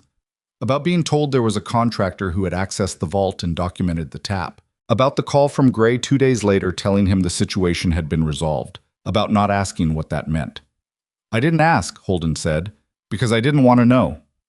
Ryan stopped the recording. "Wong." The federal investigators arrived at 1:47 in the morning, responding to a call that Amelia had made from the vault's internal landline. A hardwired terminal on the south wall that Holden's charges, had they detonated, would have destroyed along with everything else. She had called the Financial Crimes Division directly, the number she had planned to call from her apartment after sleeping on the subledger findings, which now felt like something that had happened in a different version of the previous day. She had given them the address, the nature of the evidence, and the number of individuals currently secured at various points in the building. She had been factual and specific, and had used the formal, efficient language she used in board presentations when she needed people to act quickly without requiring additional context. It worked. The first vehicles arrived in 22 minutes. Ryan had spent those 22 minutes doing 3 things in sequence. The first was returning to the lobby level and checking on Phil, the overnight security guard, who was beginning to stir, the chemical sedative wearing off naturally, which confirmed it had been a fast-acting, short-duration compound rather than something more dangerous. Ryan propped him upright against the security desk and left him a cup of water from the break room dispenser, which Phil would not remember finding and would probably assume he had gotten himself. The second was moving through the building to confirm the status of each person he had secured. The man on the 40th stairwell, stocky and gray in the vault, Connor zip-tied in the basement corridor. All accounted for, all restrained, none in immediate medical distress. Gray had a concussion, probably. Ryan had taken worse. The third thing was stopping on the 38th floor landing of the west stairwell, sitting on the cold concrete steps, and staying there for 4 minutes. He sat with his elbows on his knees and his hands loosely clasped, and he thought about Daniel Reyes coming to this building 7 months ago with a clipboard and a contractor badge, and the professional due diligence that had always been Daniel's defining quality. The refusal to let something wrong slide by just because addressing it would be inconvenient. That was who Daniel had been. Ryan had known it for the decade they'd worked together, and he had not been surprised to learn, tonight, that Daniel had found something in this building and moved immediately to document it and report it. That was Daniel's pattern. Find the thing that's wrong, move toward it. Ryan sat with that for 4 minutes, which was as long as he could afford. Then he stood up, straightened his gray uniform shirt, and went to meet the federal investigators at the lobby door. The next 2 hours were controlled chaos of the bureaucratic variety, a different kind of chaos from the previous 3 hours, but exhausting in its own way. There were agents with credentials, and agents with equipment cases, and agents who wanted to talk to Ryan, and agents who wanted to talk to Amelia, and at least one agent who wanted to talk to Ryan and Amelia separately, and then together, and then separately again. Ryan answered questions with the flat accuracy. He applied to maintenance service reports. What he observed, when he observed it, what he did, in what sequence. He did not elaborate. He did not volunteer context. He answered what was asked. Amelia, across the lobby, was doing a different kind of talking, the executive version, where you're simultaneously providing information, managing the framing of that information, and laying the groundwork for what the institution needs to look like on the other side of the crisis. Ryan watched her from a distance while an agent named Ferris took his statement, and he thought, she's already rebuilding. Before the sun comes up, she's already thinking about what the company looks like on Monday morning. He respected that.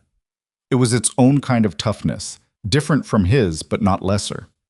Marcus Holden had been taken out of the building at 2:15, his hands zip-tied, Ryan's zip ties, from the zip ties he carried on his equipment cart, a detail that was noted in 3 separate agent reports, and guided into a federal vehicle without ceremony.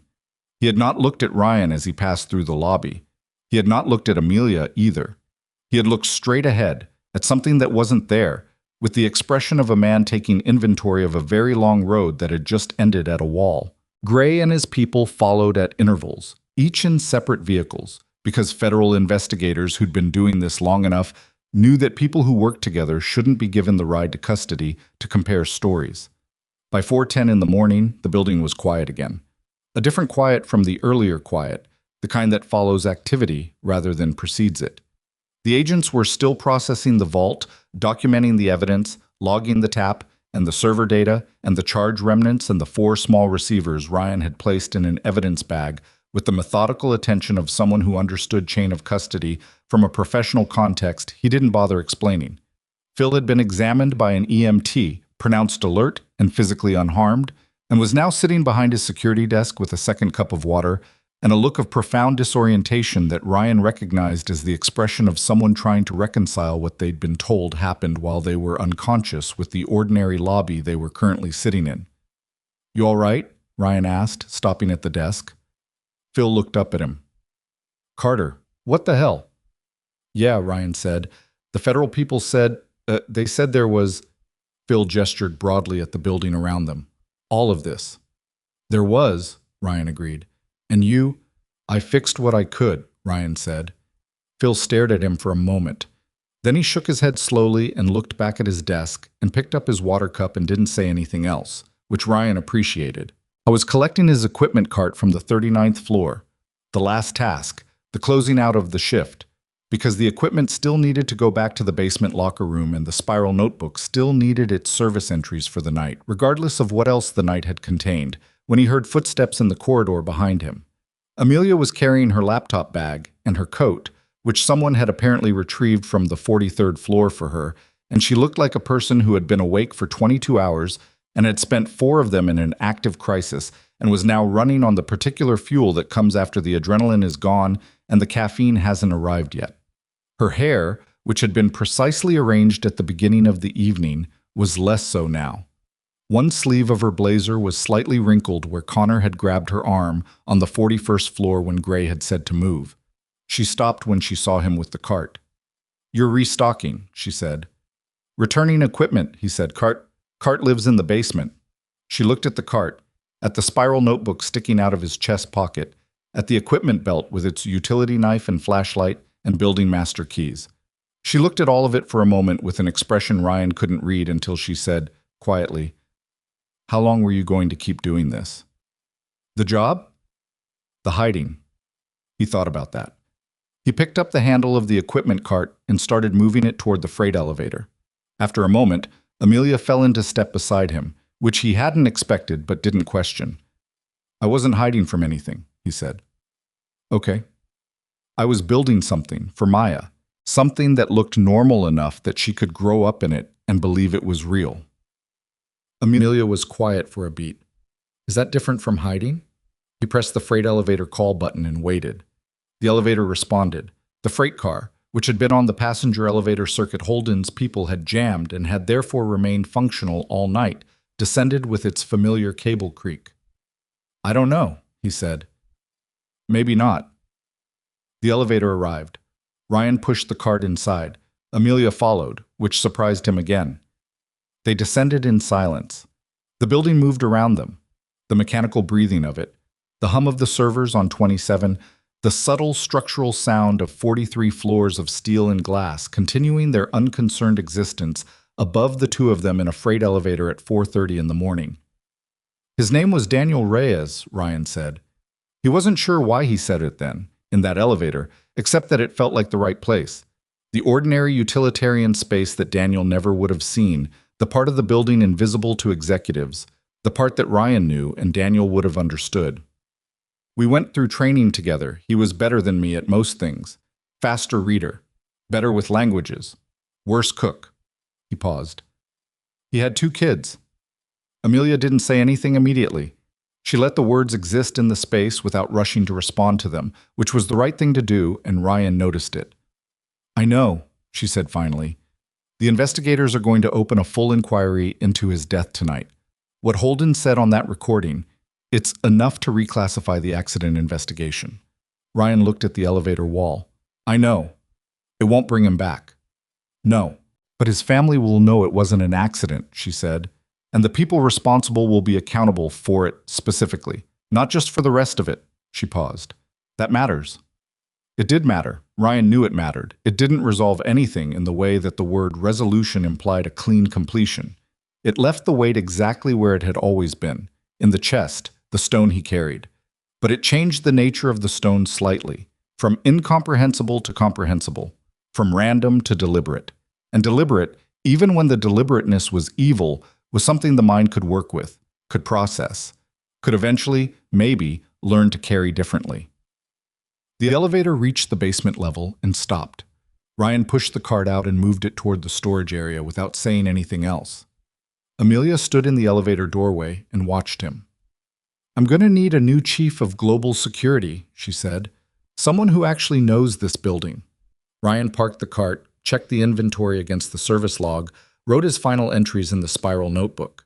His handwriting was small and very regular, a habit from years of service reports that had to be legible under suboptimal conditions. I'll think about it, he said. It wasn't a yes. It wasn't a no. It was the honest answer, which was that he needed to go home first and get some sleep and be there when Maya woke up and sit across from her over toast cut diagonally and think about what came next without the specific pressure of this particular night still active in his system. Amelia seemed to understand that because she didn't push it. She stepped back and let the freight elevator door close. Ryan stood in the basement storage room with his spiral notebook and listened to the elevator ascend. The building breathed around him. The servers hummed. Somewhere above, 43 floors of activity were beginning to process the events of the night. Agents documenting, evidence being logged, a corporate infrastructure bracing for the morning headlines that would arrive in a few hours and reshape everything. Down here it was quiet. Ryan put the notebook in his chest pocket, pressed the tape on his watch back down one more time, and went to get his jacket from the locker room. He had a daughter to get home to. He got home at 5:43 in the morning. The apartment in Pilsen was exactly as he'd left it 11 hours earlier. The kitchen light on. Because he always left the kitchen light on when he worked nights, Maya's backpack by the front door with one strap hanging loose because she never fully closed the buckle. No matter how many times he mentioned it, the smell of the place that was just the smell of their life together, laundry detergent, and the particular warmth of a small apartment that had been lived in carefully by two people who didn't have much extra space to waste. Ryan stood in the front hallway for a moment without taking off his jacket. He was tired in a way that went beyond the physical, the kind of tired that settles into the space behind your eyes and in the tendons of your hands and doesn't respond to the idea of sleep so much as simply demand it. His left elbow, where he'd caught the rack edge during the struggle in the vault, had stiffened on the drive home and would be visibly bruised by afternoon. His jaw, where Holden's elbow had connected, had a dull, persistent ache that he'd categorized as non-structural and set aside at the time, and was now reasserting itself with the insistence of things that have been politely ignored long enough. He went to check on Maya. She was asleep exactly as he'd pictured her, diagonal across the bed, blanket pushed to the foot, Admiral the stuffed dog wedged between her left arm, and the mattress in the specific configuration she'd maintained since she was 4 years old, and that she would deny, if asked, because she was 8 now and had opinions about what 8-year-olds did and did not sleep with. The nightlight shaped like a crescent moon was still on, casting the room in a gentle amber that made everything look soft-edged and uncomplicated. Ryan stood in the doorway for a full minute. He was aware, standing there, of the distance between the room he was looking at and the room he had spent the last several hours in. The cold vault, the narrow server aisles, the stairwell landings and mechanical rooms, and the 41st floor in half-darkness. He was aware of the distance not as something dramatic or symbolic, but as a simple, concrete fact about the life he had constructed, which was that those two realities existed simultaneously inside the same person, and the person was him, and he had spent 4 years pretending the distance was larger than it was. He pulled her blanket up from the foot of the bed without waking her and went to the kitchen. He made coffee. He sat at the kitchen table. He did not turn on his phone. He sat with the quiet and the kitchen light and the coffee, and he let the night settle into its proper place in his memory. Not processed, not resolved, just filed. He had learned a long time ago that there was no value in trying to fully metabolize an experience before your body had slept. The mind did strange things to unprocessed material when it was exhausted, and the strange things it did tended to be less accurate and more painful than the things it did after rest. So he sat. He drank his coffee. He listened to the building around him, different from the Blackstone Dynamics Tower, smaller and older, and full of the sounds of other people's ordinary lives, a television through one wall, the particular creak of the third-floor landing that he'd meant to mention to the building super for 6 months. He thought about Daniel Reyes finding a tap in a server room and writing it down and planning to report it and dying on the 290 before he could. He thought about the kind of person that requires, the kind who moves toward wrong things even when moving is inconvenient, even when the structure of their life makes moving complicated. He had always known Daniel was that kind of person. He had been that kind of person himself once, in contexts where moving toward wrong things was the explicit job description. He had believed, in the years since leaving the Navy, that he had set that quality aside, deliberately, thoughtfully, for reasons that were real and not cowardly. For Maya. For the diagonal, sleeping, loose-buckle, crescent moon nightlight life they had built together. What he understood now, sitting in his kitchen at 6 in the morning, was that you don't set that quality aside. You carry it the same way you carry everything else you fundamentally are, invisibly, automatically, as part of the background of being yourself. And when the moment arrives that requires it, it surfaces not as a choice but as a recognition, returning to something that was never actually gone. He had not chosen to help Amelia Brooks last night. He had recognized that he could not choose not to. That was a distinction he was still working out the implications of when Maya appeared in the kitchen doorway at 6:58 in her pajamas, the ones with small blue whales on them that she'd picked out herself at the store and that were now slightly too short in the legs because she'd grown half an inch since September, blinking at him with the slow, confused look of someone who has woken up earlier than planned. "You're home," she said. "I'm home," he said. She looked at him with the particular assessment that children apply to parents when something is slightly different about them, a quality of attention that adults often underestimate because it arrives without vocabulary. She crossed the kitchen and climbed into the chair across from him and put her chin in her hands. "What happened to your face?" she said. He touched his jaw. "I bumped into something at work." She looked at him skeptically. Maya had a well-developed skepticism for a person her age. He had no idea where she'd gotten it and suspected it had something to do with being raised primarily by someone who communicated largely in understatement. "A something or a someone," she said. "Maya, I'm just asking." "I had a complicated night," he said. "Everything's fine." She considered this for a moment, then apparently decided to let it pass, or rather, to file it under the category of things her father said that were technically true but incomplete, a category she had been quietly maintaining for several years. She reached across the table and touched the tape on his watch, which had peeled again overnight. "I have better tape," she said, "the clear kind that actually sticks." "I know you do. I've told you like 4 times. "I know," he said. "Let's use it today." She got up and went to her room and came back with a small roll of clear tape, the heavy-duty kind, the stuff that actually held, and sat back down across from him and very carefully removed the old tape from the watch bezel and replaced it with a precise strip of the new tape, pressed down along all edges with her thumbnail in the way that a person applies tape when they are taking the task seriously. Ryan watched her do this and didn't say anything. When she finished, she held the watch up and examined it with the satisfaction of someone who has solved a problem that should have been solved much earlier. "There," she said. "Now it'll actually stay." "Thank you," he said. She handed it back. He put it on. She looked at it on his wrist and then looked at him with the directness that she could produce at unexpected moments, that had always slightly unnerved him because it was so much more direct than most adults managed. "Are you okay?" she asked. A simple question. He had been asked versions of it by federal investigators, and by Amelia and by the EMT who had tried to examine his jaw, and by his own internal narration over the course of the last several hours.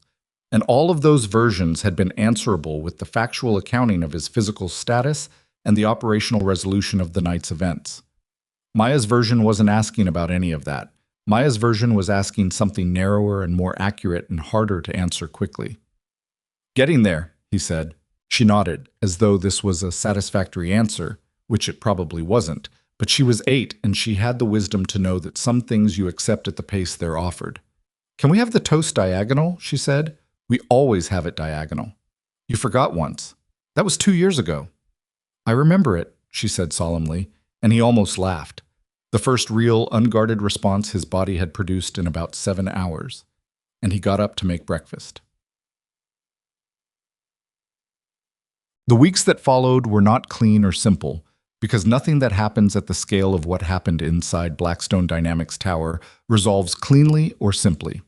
The federal investigation moved with the grinding, methodical pace of federal investigations, which is to say that Ryan gave statements on 4 separate occasions to 3 different agencies, each of which wanted its own version of the events and had its own documentation requirements, and its own particular federal agent who had their own communication style ranging from efficient to exhausting.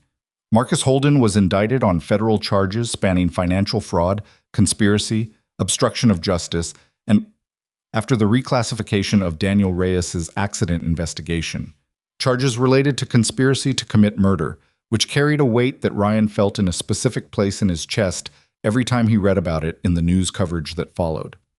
Gray and the members of his organization faced their own separate federal proceedings, with Connor, the young man from the vault corridor who had been the most frightened and the least committed to the operation from the beginning, receiving a cooperation agreement in exchange for his detailed account of how the engagement had been structured and what instructions he had received. The tape, the server documentation, the shell company records, the 11 minutes of Marcus Holden's voice on a phone that had been recording from a position behind a server rack in a cold basement vault. All of it assembled into a prosecutorial package that the Federal Financial Crimes Division's lead attorney described. In a press briefing, Ryan watched on his laptop at the kitchen table while Maya was at school as one of the most comprehensively documented corporate fraud cases the division had pursued in the last decade. Ryan watched the briefing, drank his coffee, and noted the particular gap in the attorney's description. The way the documentation had been assembled, the systematic neutralization of Gray's operation, the recording, was attributed to a building employee who assisted Miss Brooks during the incident, without further specifics. Amelia had apparently arranged this. He appreciated it. The company's board, minus Marcus Holden and the two other board members whose financial connections to Holden's shell company structure were uncovered in the subsequent investigation, met in emergency session and appointed Amelia Brooks as both CEO and interim chair while a governance restructuring was conducted. The restructuring took 6 weeks and produced, among other things, a complete overhaul of the company's financial monitoring systems, an external audit of every defense contract in the company's active portfolio, and a new whistleblower protection framework that made it structurally impossible for reports of financial irregularity to be suppressed at the board level. Ryan read about all of this in news coverage and occasional text messages from Amelia, who had gotten his number from the building's HR system, and who communicated with the compressed, direct efficiency he had observed in her all night. Short messages, specific content, no preamble. He responded in kind, which seemed to suit them both. 3 weeks after the night in the vault, she sent, "The board approved the security scholarship in Daniel Reyes's name. Endowed. Funds security training for veterans transitioning to private sector roles. Wanted you to know before it went public." He sat with his phone for a while after that one. Then he typed, "Thank you." His family? She responded within 2 minutes. Met with his wife last week. She knows everything now. The investigation, the charges, what he found, and why it mattered. She asked me to make sure the people responsible don't get to minimize it. I told her that was already handled. Ryan put the phone down on the kitchen table and looked at the wall across from him for a while. The wall had a scuff mark near the baseboard where Maya had crashed her bicycle into it 2 years ago, trying to ride it through the apartment, which she had been explicitly told not to do and had done anyway because she was 6, and the apartment was a straight shot from the front door to the kitchen, and the physics were apparently irresistible. He had been meaning to repaint that section of wall since approximately the bicycle incident and had not gotten around to it. He thought about Daniel Reyes's wife. He thought about the specific kind of grief that gets complicated by not knowing, by an official account that doesn't match what you suspected but couldn't prove, and the different kind of grief that comes after knowing, which is heavier in some ways and lighter in others. He thought about what Amelia had said in the freight elevator. His family will know it wasn't an accident. He had understood then what that meant, and he understood it more fully now. He picked up his phone and typed to Amelia. "Tell her he was the best person I've ever worked with, and the most stubborn. He would have gotten that report to the IG eventually regardless of anything. He didn't know how to stop." Amelia responded, "I'll tell her exactly that." Whoa. The conversation about the security position happened in person 4 weeks after the night in the vault, at a coffee place 3 blocks from the Blackstone Dynamics Tower that Ryan had walked past several hundred times over 4 years without ever going into because it was the kind of coffee place frequented by the people who worked in the tower's upper floors, and he had constructed his life around not being visible to those people. He went in now and ordered a black coffee and sat at a table near the window and waited for Amelia, who arrived 7 minutes late because she had been on a call that ran over, which she mentioned without apologizing for it because she wasn't the apologizing for punctuality type, and he was fine with that. She looked better than she had the last time he'd seen her, which had been in a basement corridor under fluorescent lights at 4:30 in the morning, a comparison that gave a wide margin for improvement, admittedly. She was dressed for a workday, her hair back the way she wore it in the building, and she carried herself with the reconstituted composure of someone who had been through a significant thing and had not been broken by it, and had gotten back to the business of running a company with the deliberateness that the situation required. She sat down, ordered her coffee from the server who appeared, and looked at him across the table with the direct, evaluating attention he had come to recognize as simply her default mode of engagement with the world. "How's your jaw?" she said. "Fine," he said. 3 weeks ago." "The elbow?" "Also fine." She nodded. "I wanted to do this in person because the offer is real, and I want you to understand exactly what it is before you answer." "All right, Chief of Global Security for Blackstone Dynamics. It's a new position. We're restructuring the entire security function from the ground up as part of the governance overhaul. The previous security infrastructure was compromised at multiple levels, which we now understand, so we're building it fresh." She wrapped her hands around her coffee cup. "Full authority over physical security, cybersecurity integration, personnel vetting, and incident response protocols across all facilities. You would report directly to me. Compensation is significant. I'll have HR send the specific numbers, but the short version is that it's commensurate with what the role actually requires, rather than what the previous structure was willing to acknowledge security was worth." Ryan looked at his coffee. "I want to say something before you answer," Amelia continued. "And I want you to let me say it fully before you respond." He gestured for her to continue. "I've been running this company for 2 years," she said. "I thought I was doing it carefully. I thought I understood the institution, the history, the people, the risks. I thought my father had taught me everything I needed to know about it, and that the gaps were my inexperience, things I would learn over time." She paused, not for effect, but because she was choosing her words with the care of someone who doesn't say imprecise things when precision is available. "I was wrong. Not about everything, but about something fundamental. I had learned the visible parts of the company, the executive relationships, the financial architecture, the board dynamics, and I had completely failed to understand the invisible parts. The people who keep the building running at 2 in the morning, the infrastructure that exists below the level that executives look at, the entire operational substrate that the visible company sits on top of." She met his eyes.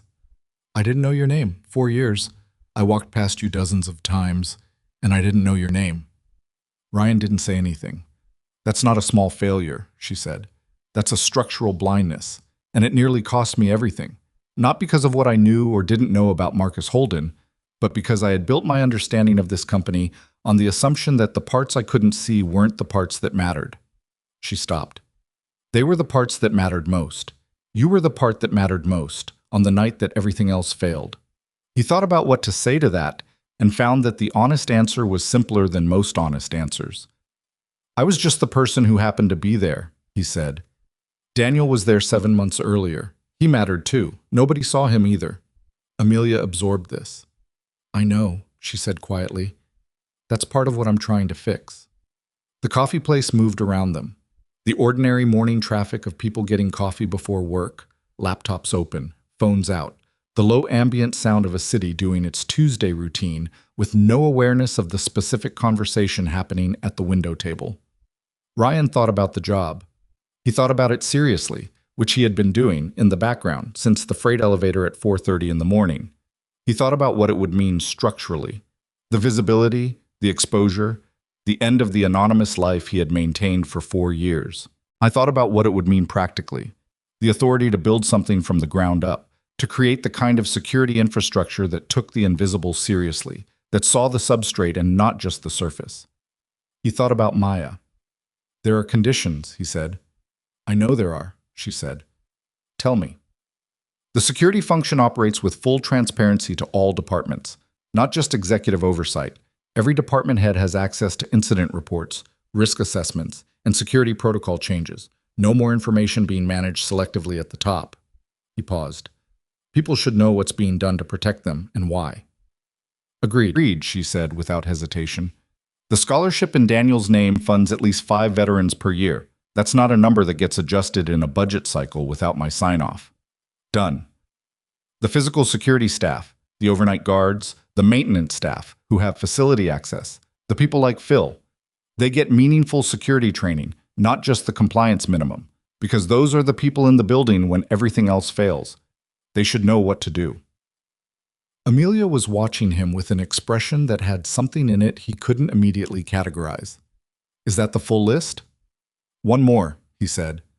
I need to be able to pick Maya up from school when she has half days. The schedule is posted on the district website, and there are 12 half days per year, and I don't miss them. The expression on Amelia's face resolved into something that might, in a different context, have been called a smile. Not the polished professional version, but the real one, shorter and less symmetrical and entirely unperformed. I think we can accommodate that, she said. He drank his coffee. She drank hers. Outside the window, the city moved at its ordinary pace, indifferent to the specific weight of what had just been agreed to. One question, Ryan said. Go ahead. The maintenance staff on the night shift. What are their names?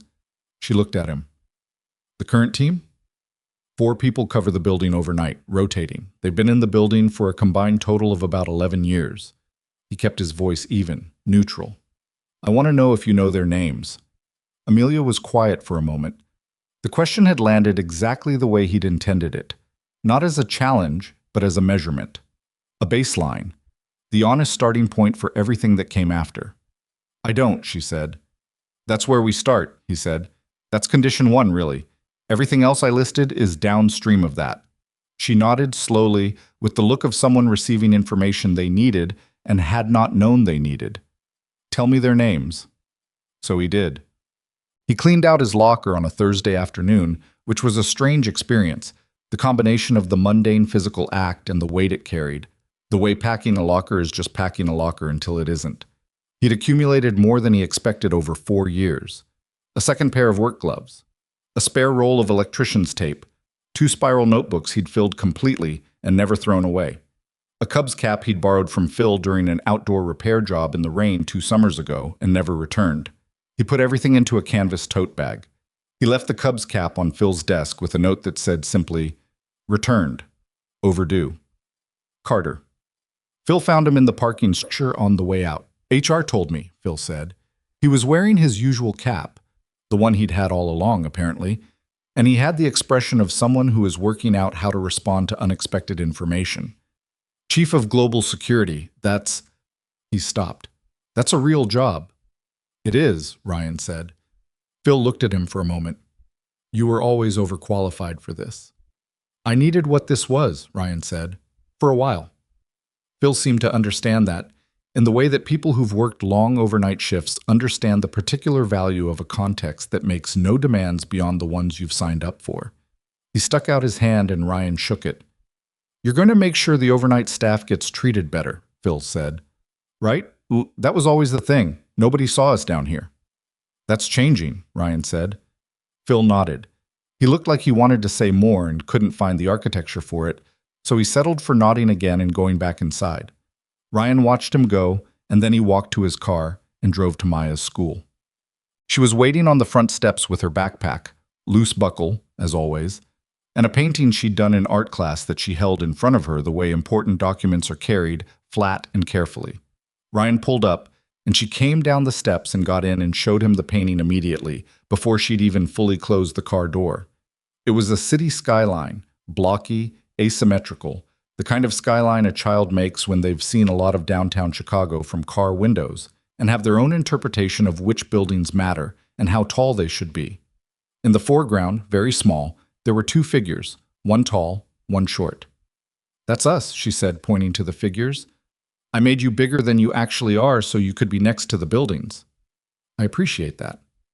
Miss Jimenez said it was very expressive, Maya reported, with the tone of someone conveying information they consider mostly irrelevant, but that the other person might find interesting. She's right, he said. He drove. The city moved past the windows in the way it moved past windows at 3:30 on a Thursday afternoon. The particular rhythm of the city midweek, post-school, the hours when Chicago looked most like itself rather than most like what it was performing for anyone. Maya held her painting in her lap and watched the city go by and then said, without particular preamble, Priya told me you have a new job. He looked at her. Priya. Ms. Brooks's assistant. She came to school for career day 2 weeks ago, and I talked to her after, and she said my dad works in the building she works in, and I said yeah, and she said you were probably getting a new job soon. Maya considered this. She was right. She was, Ryan said. Is it better than the old job? He thought about the old job. The nights, the cart, the fluorescent buzz of the mechanical room on the 43rd floor with the ballast going, the spiral notebooks, the building breathing around him in the small hours while a city of 3 million people slept. He thought about what it had given him. 4 years of Maya growing up in something that felt stable and safe and ordinary. 4 years of believing that ordinariness was the best protection he could provide. Different, he said. Not better or worse. Different. She accepted this with the equanimity she applied to most of his incomplete answers. Will you still be home for breakfast? Sometimes in the morning, sometimes in the afternoon, depending on the week. But I'll be there. And half days? He glanced at her. You know about the half days condition? I guessed, she said, without a trace of smugness, which somehow made it worse. He almost laughed again. The second time in a month, he was averaging better than he had been in years. Yes, he said, half days. She nodded, satisfied, and looked back out the window at the city. After a moment, she said, Dad? Yeah. The night you had the complicated night. She kept her eyes on the window. Were you scared?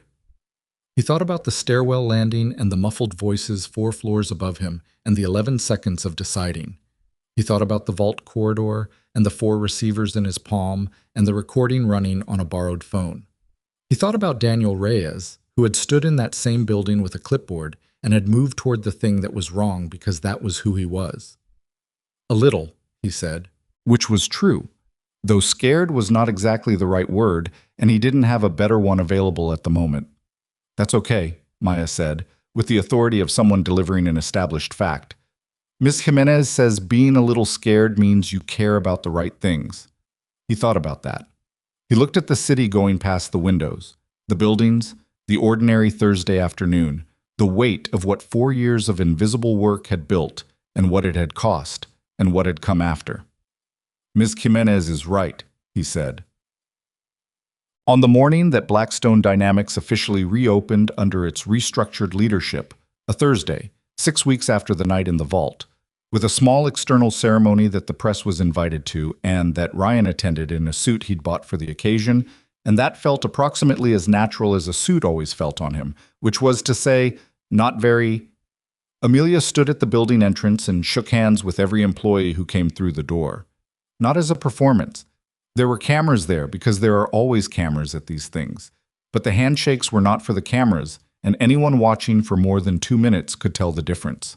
She had learned the names, not just of the executives and the department heads, and the people whose names appeared on organizational charts, but of the overnight security staff, the maintenance crew, the facilities coordinators who came in before dawn and left after most of the building had arrived. She had spent a week in the 2 weeks prior walking every floor of the building with a building manager named Torres, who had been puzzled but cooperative, and she had asked for names and she had remembered them. Ryan watched this from inside the lobby. I was standing near the security desk, the desk that Phil had anchored every overnight shift for 6 years, and would continue to anchor now, with better training and better equipment, and a direct line to Ryan's office that didn't require going through 3 layers of facilities management. And he was watching Amelia work the door with the focused, specific attention she applied to everything. And he was thinking about something he had never found a clean way to articulate, which was the following. There is a version of strength that is visible, the kind that announces itself, that occupies space in a room, that gets recognized and rewarded by the structures designed to recognize and reward it. Most institutions are built to see that kind of strength and respond to it. That's not entirely wrong. So visible strength does real things and has real value. But there is another kind that works in the basement and the stairwells and the overnight hours, that knows where the pressure valves are and how to read a building's breathing and how to be completely present in a space without being seen.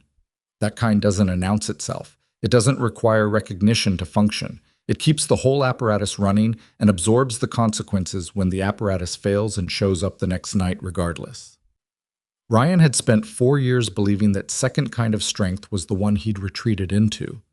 The smaller, quieter version, chosen out of love for his daughter and grief for his friend and the desire to live without the cost of being the first kind.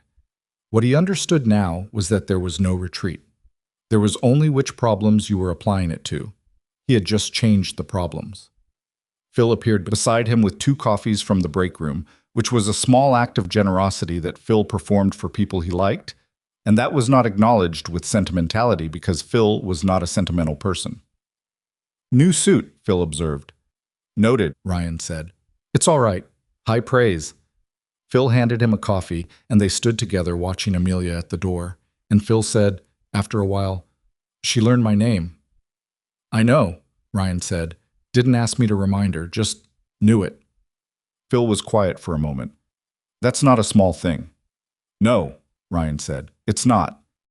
Outside, through the glass of the lobby doors, Chicago was doing what Chicago does in early November, leaning into the wind off the lake with the particular stubborn indifference that the city has always applied to its own weather, the way a place learns to move through difficulty without drama, when difficulty is simply a feature of the environment rather than an exception to it. The sky was the flat, pewter gray of a city preparing for winter. The trees on the plaza had dropped most of their leaves.